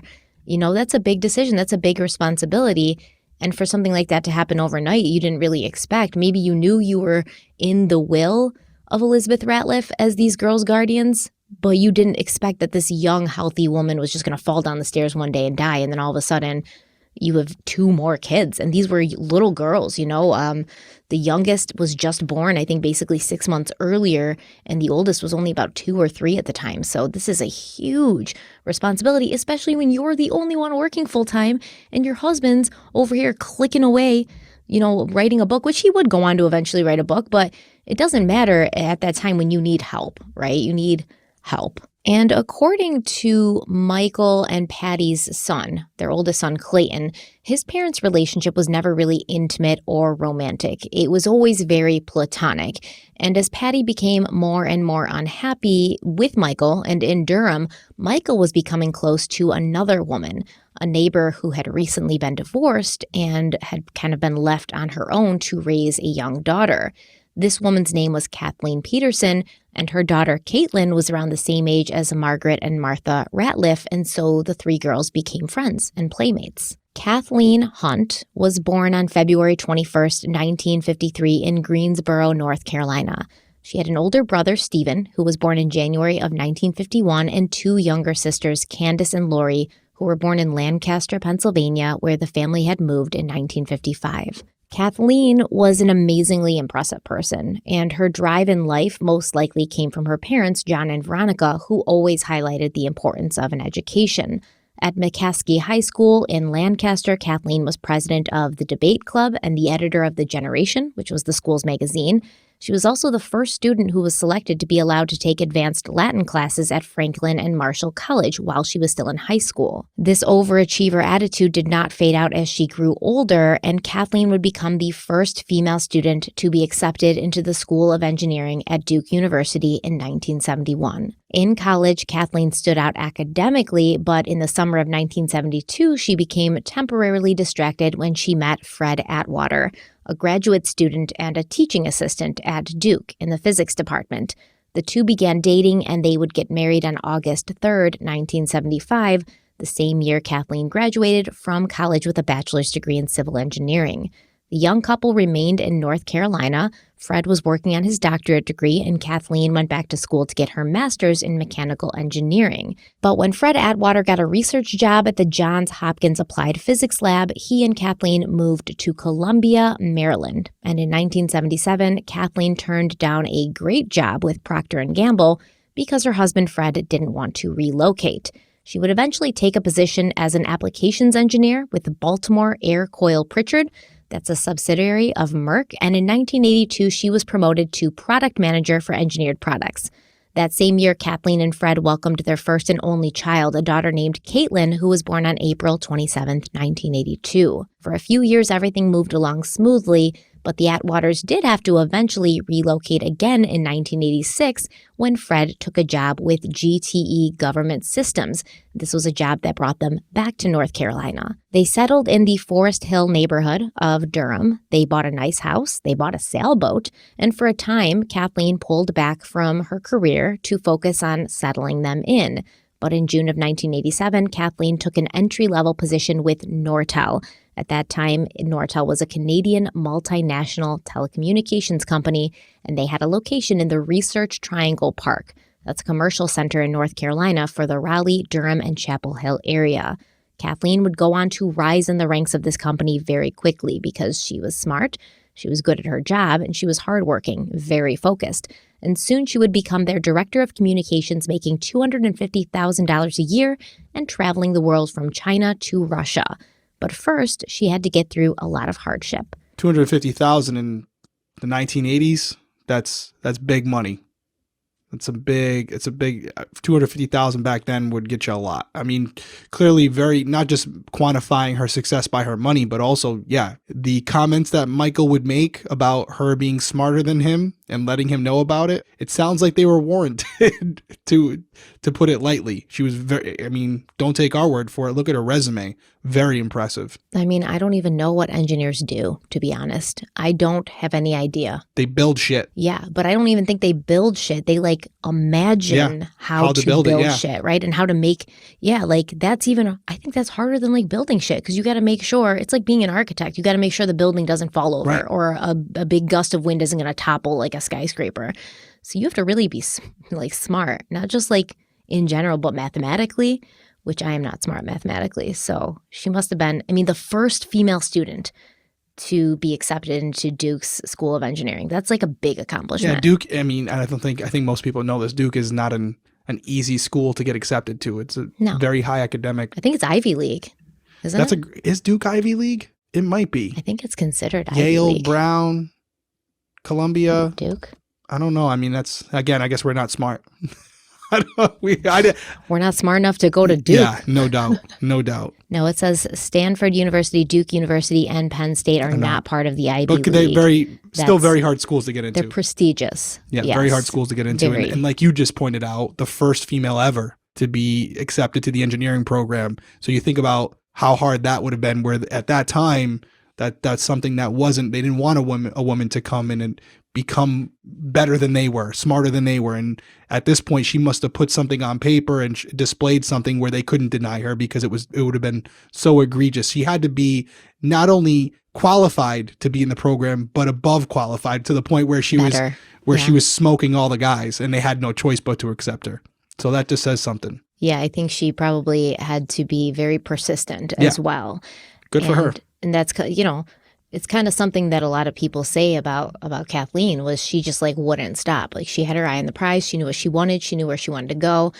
And she was pretty aggressive about getting there. And it seems like I really relate to her a lot because it seems like there was this dichotomy in her where in her professional life, she was very aggressive. She felt she had to be more masculine, I think, to fit in with what generally at that time and still is a very male-driven and male-dominated field. And she kind of just didn't take shit from anyone. And so she would sometimes get a reputation at work for, maybe being a little bitchy, maybe being a little aggressive. But she didn't want to let her guard down and she didn't want anybody to take advantage of her. But then at home, she was very nurturing, very kind, very warm, described as an excellent mother, so caring, so kind, and an excellent wife. So she had a lot of hats on and she seemed to do it flawlessly. I don't relate to that. I don't feel like I do it flawlessly. I relate to wanting to be able to be both.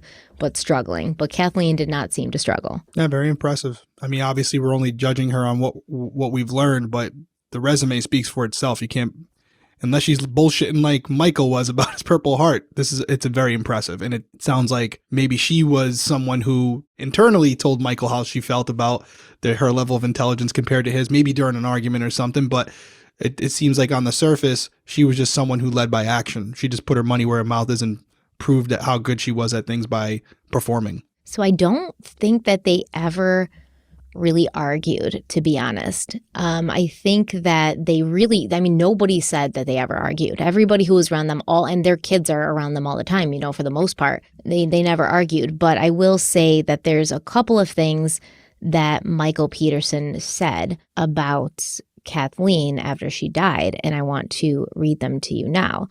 So he said, quote, "We had to jettison the baggage of our first marriages. She said Fred had controlled everything, even instructing her how to peel a potato. So she deferred to me more than I wanted. I finally told her, I don't give a fuck how you peel a potato, or even if we have potatoes." And then, he kind of said like they would laugh about that. And then after he made that comment, she would say like, well, you're not getting potatoes tonight because you don't care about potatoes. So it kind of seemed like they had these inside jokes. And then he says, quote, "She was a petite dynamo, 5'2", 120 pounds, and smart. Valedictorian of her high school with 2 engineering degrees from Duke, and funny. For God's sake, don't tell anyone your college board scores," she said after I'd foolishly told them to her. "I don't want anyone to know I'm living with someone so stupid." Her scores, of course, were much higher, which she loved to rub in. I didn't mind. I'd finished in the lower half of my Duke graduating class, a C student, and not ashamed of it, rationalizing that I'd gotten A's in fraternity and extracurriculars. End quote. So I think that she probably made him feel insecure about himself at times. He does seem kind of like that alpha male type who wants to perceive himself as an alpha male, like war hero, Ernest Hemingway, such a badass. And then you have this woman being like, oh, Michael Peterson, don't ever tell anybody how dumb you are, because I don't want people to know that I married someone so stupid. Like, did she say that? Or is that how he perceived that she felt about him? If she did say that, I can understand how that might be hurtful. I have a tendency to joke around like that with people, but I usually mean it, It's not, I'm like joking, but I mean it. So did she mean that? If she said it, he probably felt that on some level she meant it, and it made him feel, not great about himself and not great about the unequalness in their marriage, where she not only is making more money than he is because he's a writer, so he's only making money when he's publishing something. Similar to Patty's marriage with Michael, he stayed home and wrote, and Kathleen went out and made the money, and then came home and made dinner and did all of this. And everybody's always like, Kathleen's amazing. How does she do it all? How does she do all this? And Michael's over here like, well, I'm writing another book, Now, it wasn't that Michael wasn't contributing to the household income. Like, he did have books sell, and I believe right before Kathleen was killed or died, he actually got one of his books optioned for a film. So there's money coming in there. And initially, the prosecution made it seem like Michael had killed Kathleen for her life insurance money, because then he spent some of that money for his legal team to defend him against the charge of her murder. However, he did seem to have money coming in, so I think they quickly abandoned that aspect of the motive, and then they started to say, well, he killed her because he was bisexual, he was having affairs with men. She found out about it that night. She, accused him of it. She confronted him of it, and he, in a violent rage, killed her because she confronted him about it. So that was the motive that they eventually went with, not the financial motive. Yeah, I mean, all of it could be life insurance. We've seen it before in previous cases we've recently done where that was the motive. I think when it comes to the things that were said inside the home between the two of them, Michael and Kathleen, you got to just go with your gut on it, because this goes back to the Purple Heart story that I was referring to earlier, where we don't know Michael personally. All we can do is base our opinion off of information that we have that has been somewhat substantiated, things that he said or done that were proven to be untrue. In this particular case involving the death of Kathleen, there's not going to be anything definitive at this point that's going to say he's lying and he did kill her, or conversely, he's telling the truth, he didn't. So it's all based on your assessment of the evidence. And so when we think about more just kind of surface level stuff, like things that she said to him while she was still alive, as far as intelligence and his perspective on it, it could be as simple as, like you said, he has this level of insecurity, and maybe they weren't said that way, but he wants to create a level of sympathy for him and what he had to go through. And, you know, at this point, she's no longer with us, so how could anyone discredit it? On the other hand, it could just be the truth, where she had made comments passively, could have been just being funny, and now he's using it again to garner some level of sympathy, or just relaying what was said as a joke. Either way, again, it's surface level, doesn't tip the scale one way or the other. But everything that Michael says at this point, there has to be some filter on it, because we know through past actions that he has been known to lie. And so he's not someone who has always been on the up and up, and you have no reason not to believe him.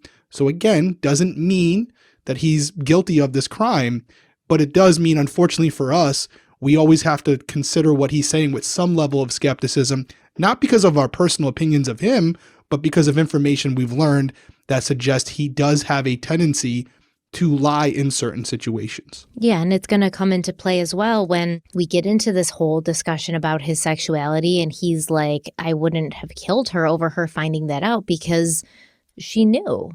She knew about it. And then everyone's like, what do you mean she knew? And Kathleen's family are like, she definitely didn't know, because she wouldn't have been okay with it. We know her, and she would have said something to us. She didn't know. And he's like, no, she knew. Like, we had an understanding. I wasn't actively out there sleeping with men, but she knew I had slept with men before, and that was something that I was attracted to. And, she would always make jokes about it. He said one time they went to an army base, and he said Kathleen said oh, look at those men in their uniforms, touching each other. They're all gay like you. That's what he says that she said. Once again, I don't know. I can only speak from experience that I wouldn't be okay with it if we got married and I found out about that, and that was something you hadn't told me prior. If I had found out about it, I definitely would have told my sister. I'd call her and I'd be like, this freaking guy, man, can you believe what the shit he springs on me 2 years into marriage, or, 2 years into living with each other? I can't believe it. I definitely would have told somebody, but maybe Kathleen was embarrassed about it. As far as he's concerned, he says she was perfectly okay with it, and I don't know if that's true. But once again, we cannot ask her, and no one else remembered Kathleen telling them this, so no one else could support what Michael said. And like you said, we have to look at everything he says through a filter unless we have supporting evidence. So he says he and Kathleen had a great marriage. We have supporting evidence of that. There's tons of people in the community, in the family, even her family, their kids. They had a great marriage. They loved each other very much. They were very happy. We know that that's probably true because of the supporting evidence and the other people who are saying it. But the whole, she knew I was bisexual and she wouldn't have had a problem with it, we don't know for sure. It's just convenient for his defense, I think, because if that's the motive, then you want to obviously say she knew. Why would that be the motive to kill her when she already knew?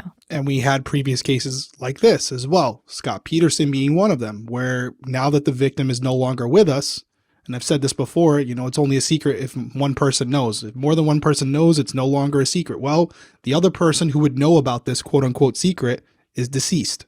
So you can say whatever you want, and your source, your credibility is all from a person who can no longer speak for themselves. So it's a convenient angle to play.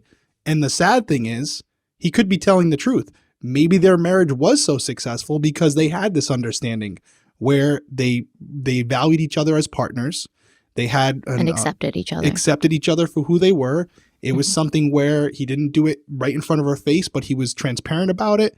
She may not have loved it, but she was okay with it if that's how he needed to express himself. And maybe she chose not to tell anyone because it's not very, what's the word to use without being insensitive? It's not the standard. It's not the norm. The norm. Yeah, as far as what her family members and friends would think of it. So she chose to keep it to herself, which is completely possible. But unfortunately, she's no longer here. So yeah, we're kind of stuck between a rock and a hard place as far as is it truthful or not? And it's important because we're talking about possible motive. But it's like many other people claim to know that he was bisexual. Like his own son Todd was like, yeah, we all knew. His brother Bill was like, yeah, we've always known since he was like 11 or something. I kind of knew that he liked men and he never tried to hide it. Like even our parents accepted it. So it's like if this was such an open thing amongst your family, you think she probably know. Or Todd and Bill are lying because they love Michael and they don't want to see him go to prison. Like they could genuinely believe that he did not kill her, but say like, oh, it looks bad if she didn't know. So we're just gonna, lie. It's like remember when Cindy Anthony got up on the stand and said, oh, I Googled chlorophyll. And it just must have typed in chloroform, but then they proved that Cindy Anthony was at work when those Google searches happened. Like for family, you will lie. For family, you'll put yourself out there, especially if you think at the end of the day that they're innocent. So you feel like the end justifies the means, right? Right. Yeah, you see people say it all the time. Oh, they wouldn't risk going to prison for their family member. Yes, they would. Yes, they would. And, it's understandable. Like I said, especially if you believe in your heart that they're innocent because you think you know this person. So once again, we have to look at everything Michael says through a filter, but also what those closest to Michael say, whether it's good or bad. We have to look at that through a filter because they may have some personal motivation for saying it. So the year 1987 was a tough one for both Kathleen and Michael Peterson. While Michael Peterson was living in the exact same neighborhood and working on his second novel, A Time of War, Kathleen Atwater was discovering that her husband, Fred Atwater, was having an affair with a woman that he worked with, a woman that he had apparently brought over to his house multiple times. And, Kathleen didn't think there was anything going on, but then she found out there was, and it was very devastating. And so Kathleen and Fred divorced. Kathleen and her daughter Caitlin continued living in Forest Hills, and Kathleen became very close to the father of her neighbors. So basically, Kathleen's daughter Caitlin starts playing with Margaret and Martha Ratliff, and while they're playing, Michael and Kathleen are standing there watching them play and talking, and then they're realizing they have a lot in common, and they get along really well, and they have great chemistry, and they enjoy each other's company. And at that point, Michael Peterson was a published novelist, and he was also a local celebrity in a way. He wrote a regular column for the Herald Sun newspaper. In his book, Behind the Staircase, Michael Peterson said, quote, "Living only a block apart, our romance could be seen as a soap opera cliche where neighbors seek solace and sex. But our longing and lust soon turned to love, for we found in each other what we'd been missing and desperately wanted. Closeness, joy, and fun." End quote. And it may have been what Michael Peterson wanted, but his current wife, Patricia, was not a fan of the blossoming romance between her husband and the beautiful, energetic, successful, and interesting divorcee down the street. In an attempt to hold their marriage together, Patricia gave her husband an ultimatum. She said, "I'm not happy in North Carolina. I want us to rent out our house in Durham, and I want to take our kids and go back to Germany. We were happy there. You liked it there. I haven't been happy since I've been here in North Carolina." So the next few months were a roller coaster for everyone involved, I'm sure, honestly, if you think about it, because Patricia knew something was going on with Michael and Kathleen, but she was still trying to hold her family together and control the situation. So first, Michael Peterson told his wife, Patty, that he was in love with Kathleen and he was going to be taking Margaret and Martha Ratliff to live with him, Kathleen, and Kathleen's daughter, Caitlin, in Kathleen's house, which, remember, is just down the street. But Patricia would still control the situation where she could.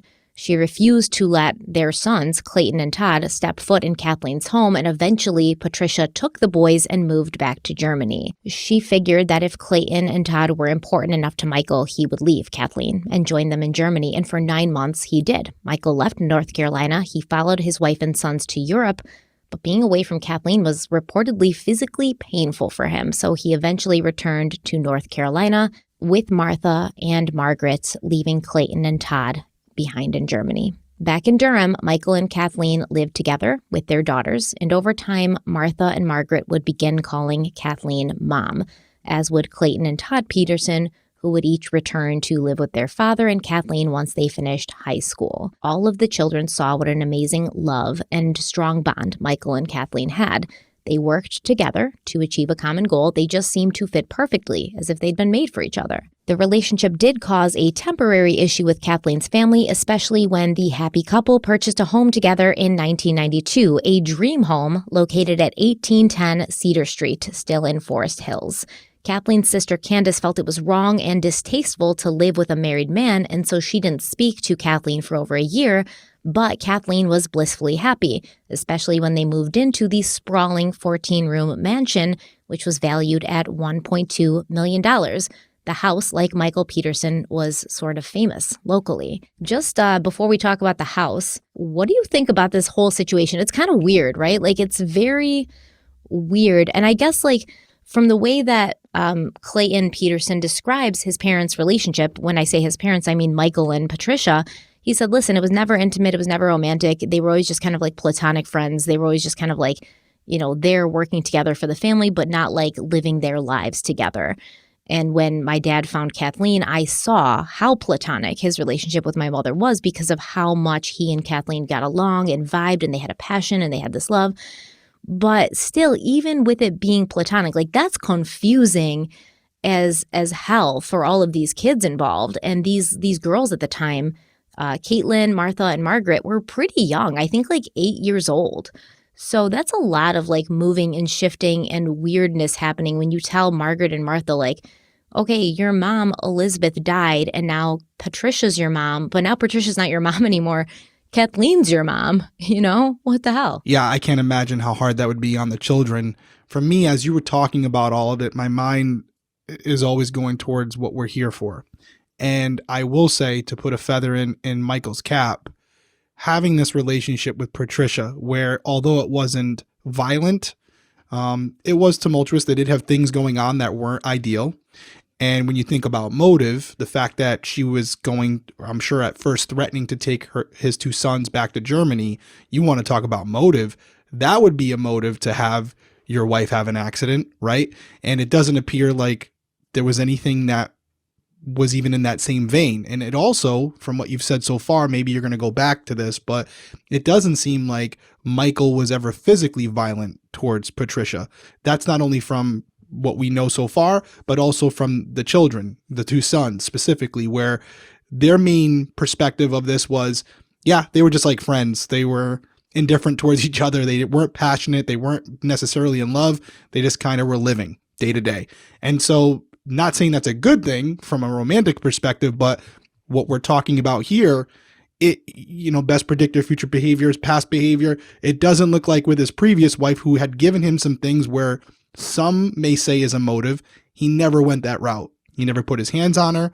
And there was never anything that she came out and later said where it was like, I was nervous around him. I was scared for my life, or things he had maybe even just said in passing. None of that. And to think that he may have killed Elizabeth, allegedly, before this, and then later killed Kathleen, with this in between, doesn't really always line up. I guess it could be possible, but I'm putting a negative mark in his column for the Purple Heart story. I got to put one in the positive column for him here and say, here's another opportunity to kind of carry out with his quote unquote MO, if that's what he has going on here. And there's no signs of violence in this relationship with Patricia, which is very important. Yeah, I mean, he wanted to be with Kathleen so badly that he literally moved out of his house, moved in down the street while his wife and sons were still in that house. And now, you know, Patricia's like basically saying like, okay, you're not going to see your kids if you don't come with me. She's physically taking him away. That would have been a great time for an accidental fall down the stairs if that's what was going to happen. But instead, he tried to work with her. Or go to Germany and she has an accident there, right? Any place where something could have happened, or as he made that move to Germany with her against his will, maybe the relationship could have became violent at that point. And it never did, from what we know. So those are things you have to consider when we're thinking about a guy who apparently pushed, at minimum, his wife down the stairs later in life for life insurance. When he did have some money himself, it does go in his favor, as far as it doesn't really add up with some of his past behavior with previous spouses. Well, listen, there are people who say like, oh, he was violent with Patty. We will get there. I don't believe she ever has. And I will tell you, after Kathleen died, she came out publicly and supported him. as did Kathleen's own daughter, Caitlin, for a while. I think it was about a year after when Caitlin Atwater, Kathleen's daughter, finally turned on him. And I believe it was after she heard about Elizabeth Ratliff, where she was like, this is a weird coincidence. But Patty she said, I have no doubt in my mind that he had nothing to do with this. So I feel like if he'd ever been violent with her in that way, she maybe necessarily wouldn't have come out and been like, oh, I think he did it. But she probably would have just kept her mouth shut and not commented on the situation at all. I completely agree. That says something. When your ex-wife, who you cheated on, and now it seems, again, I'm just looking from the surface, your sons ultimately chose to live with him over you. I'm sure that wasn't something she was thrilled about. To come out and defend him when you really got a chance to get back at him, even if he didn't do nothing to you, just say, oh, doesn't surprise me completely. It's just something that would just make people talk, make people think. She chose to defend him. Not very common. So, yeah, I think it's very significant that she and her daughter initially, from what you're telling me, and I don't know the dynamic with that, were on his side. And I do think without knowing all the specifics, it can happen where you have someone defend someone in regard to a case because of what they've personally experienced with that person. And then when they start to get filled with other information that they weren't directly involved in, they start to develop their own opinions, and then they can change as well, which happens. And it's not always the best information to rely on because now they're being influenced by others. So usually the initial reaction is the one you really want to focus on. So yeah, I think it's very significant that after all that, what you've already told me has transpired, Patricia still chose to defend him at first when this all went down. I think that's... Yeah, I don't think she was happy about the relationship, right? Initially, she's not super pleased about it, but I think even she, after time, acknowledged that Michael and Kathleen were far more compatible and far more happy together than he ever was with her. And so, there comes a point of acceptance. And, if you truly love a person, you want to be happy for them at the end of the day, no matter what. And she did defend him. And she did say, there's no doubt in my mind that he didn't do this. So that does say something, especially if he had been violent with her in the past. There may have been something at the back of her head that said, well, I don't want to believe that he did this, but it could be possible because I've seen him lose control. I've seen him become violent. And so I'm just not going to say anything at this point. I'm going to see how this plays out because I don't want to make a statement one way or the other. Completely agree. So this house that Michael and Kathleen purchased is beautiful. It's a gorgeous house. It's known as the John Adams Buchanan House. And the 11,000 square foot home was built in 1940 and designed by Durham's foremost architect, George Watts Carr, on 4 wooded acres, which had been hand-chosen by Buchanan. John Adams Buchanan was a very influential businessman back in the day in Durham, and he wanted a property and a home that would basically signify his new status in life, where he could entertain his new fancy rich friends and things like that.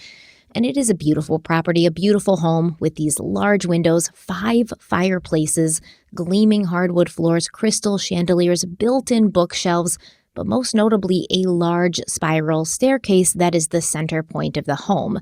As soon as you walk in, you'll see it. It's this sweeping design of the staircase, and it lets you know that you're in a home that was carefully designed to impress. But this was not the staircase that Kathleen Peterson would be found at the bottom of.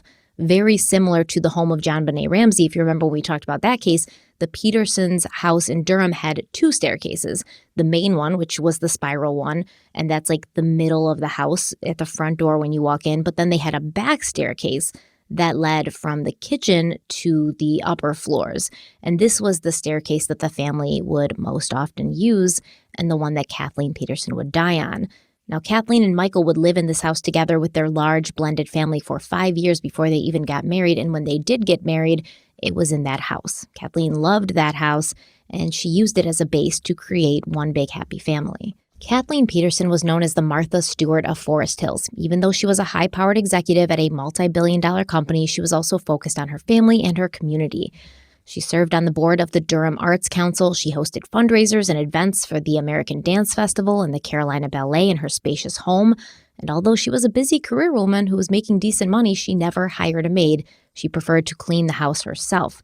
Kathleen loved working on projects around the house. She insisted on preparing 5-course meals regularly, where she made it known that everyone would be sitting down at the table and having family dinner. She was cooking, decorating, doing the most to make everything in her house and her life cozy and homey. Martha Ratliff, one of Michael Peterson's adopted daughters, said, quote, "We would laugh all the time. They, Michael and Kathleen, would just come home and make dinner and drink some wine, and it was beautiful because we would just end up laughing the whole night, and I would just talk to my mom forever. It was beautiful. I never saw any problems." End quote. Michael would often tell anyone who would listen how lucky he was to find someone like Kathleen, a breadwinner, a supermom, a homemaker, a woman who did it all and did it all happily.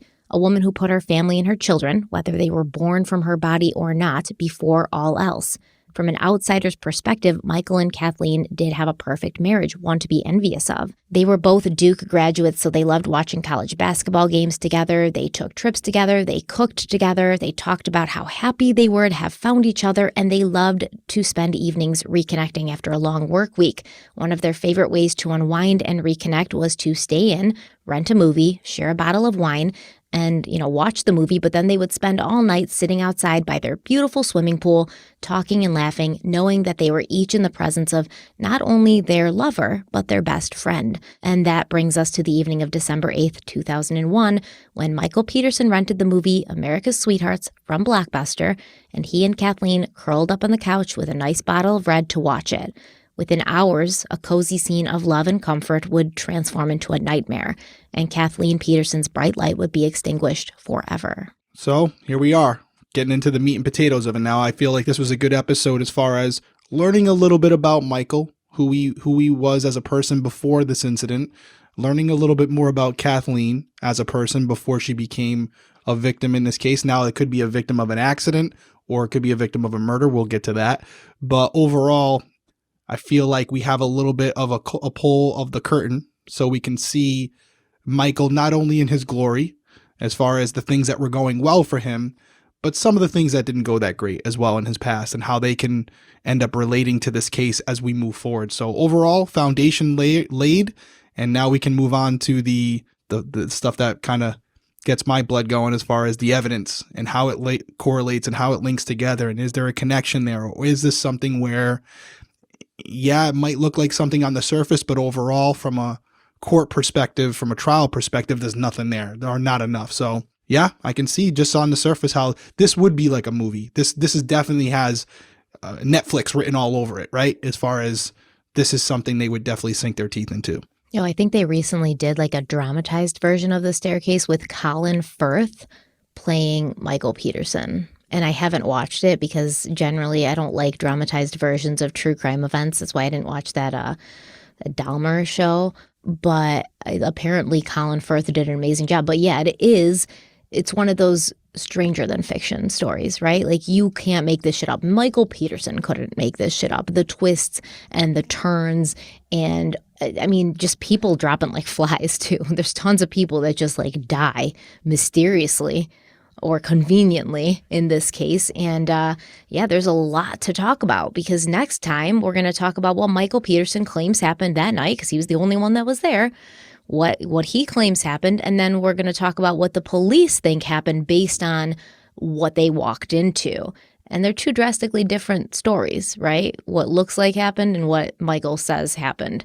And then we're going to talk about what the defense experts say and what the prosecution experts say. And of course, they don't agree, but they're all experts. One final perspective on this case and many others that we've covered. Yes, there are cases like Summer Wells where it doesn't fit what I'm about to say, but I feel like when it comes to coverage, both from a linear perspective, whether it's on TV or on streaming services now, you're going to usually tend to see cases like this where the family members or the people involved are well off, because there's something about seeing these people from the outside and everyone admiring them and inspiring to be like them because their life is so perfect, that to have this fall from grace, whether it was a horrific accident or something deeper than that, either way, what draws you to it is the fact that even people who have everything you could want in most situations, this stuff still happens to them. And you see it with John Bonet and cases like that, where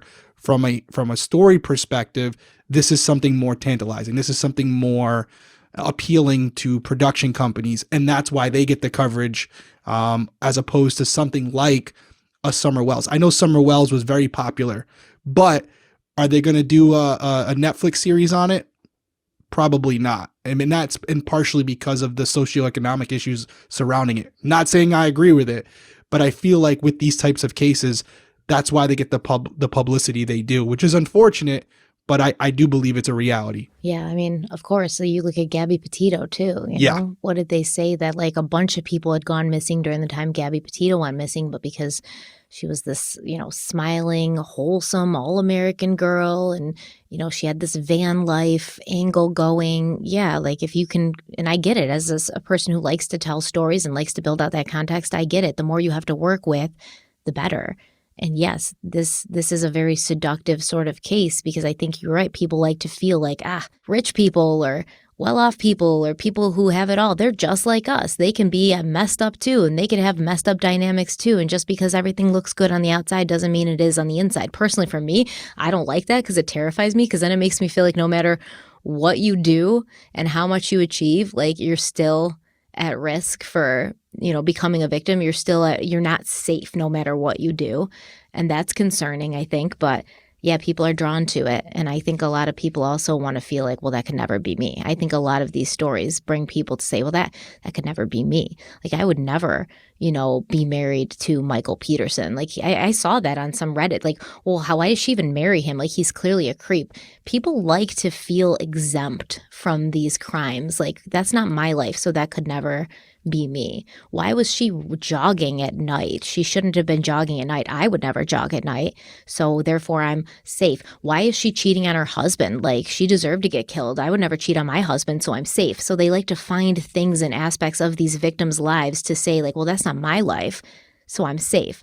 But like you said, it's across the board. It doesn't matter where you come from. And that's kind of what the documentary makers were trying to show. Like it doesn't matter what socioeconomic background you come from, what color your skin is, you can still be unfairly charged with a crime and, dragged through the justice system, no matter if you have the money for like a good lawyer, if you have all of this clout in the community, it can still happen to you.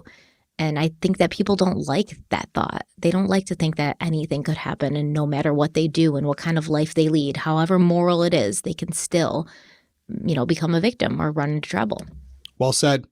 Guys, as always, we appreciate you being here. If you want to follow us on social media to keep up with all the things we have going on for season 3, you can follow us at Crime Weekly Pod on Instagram and Twitter.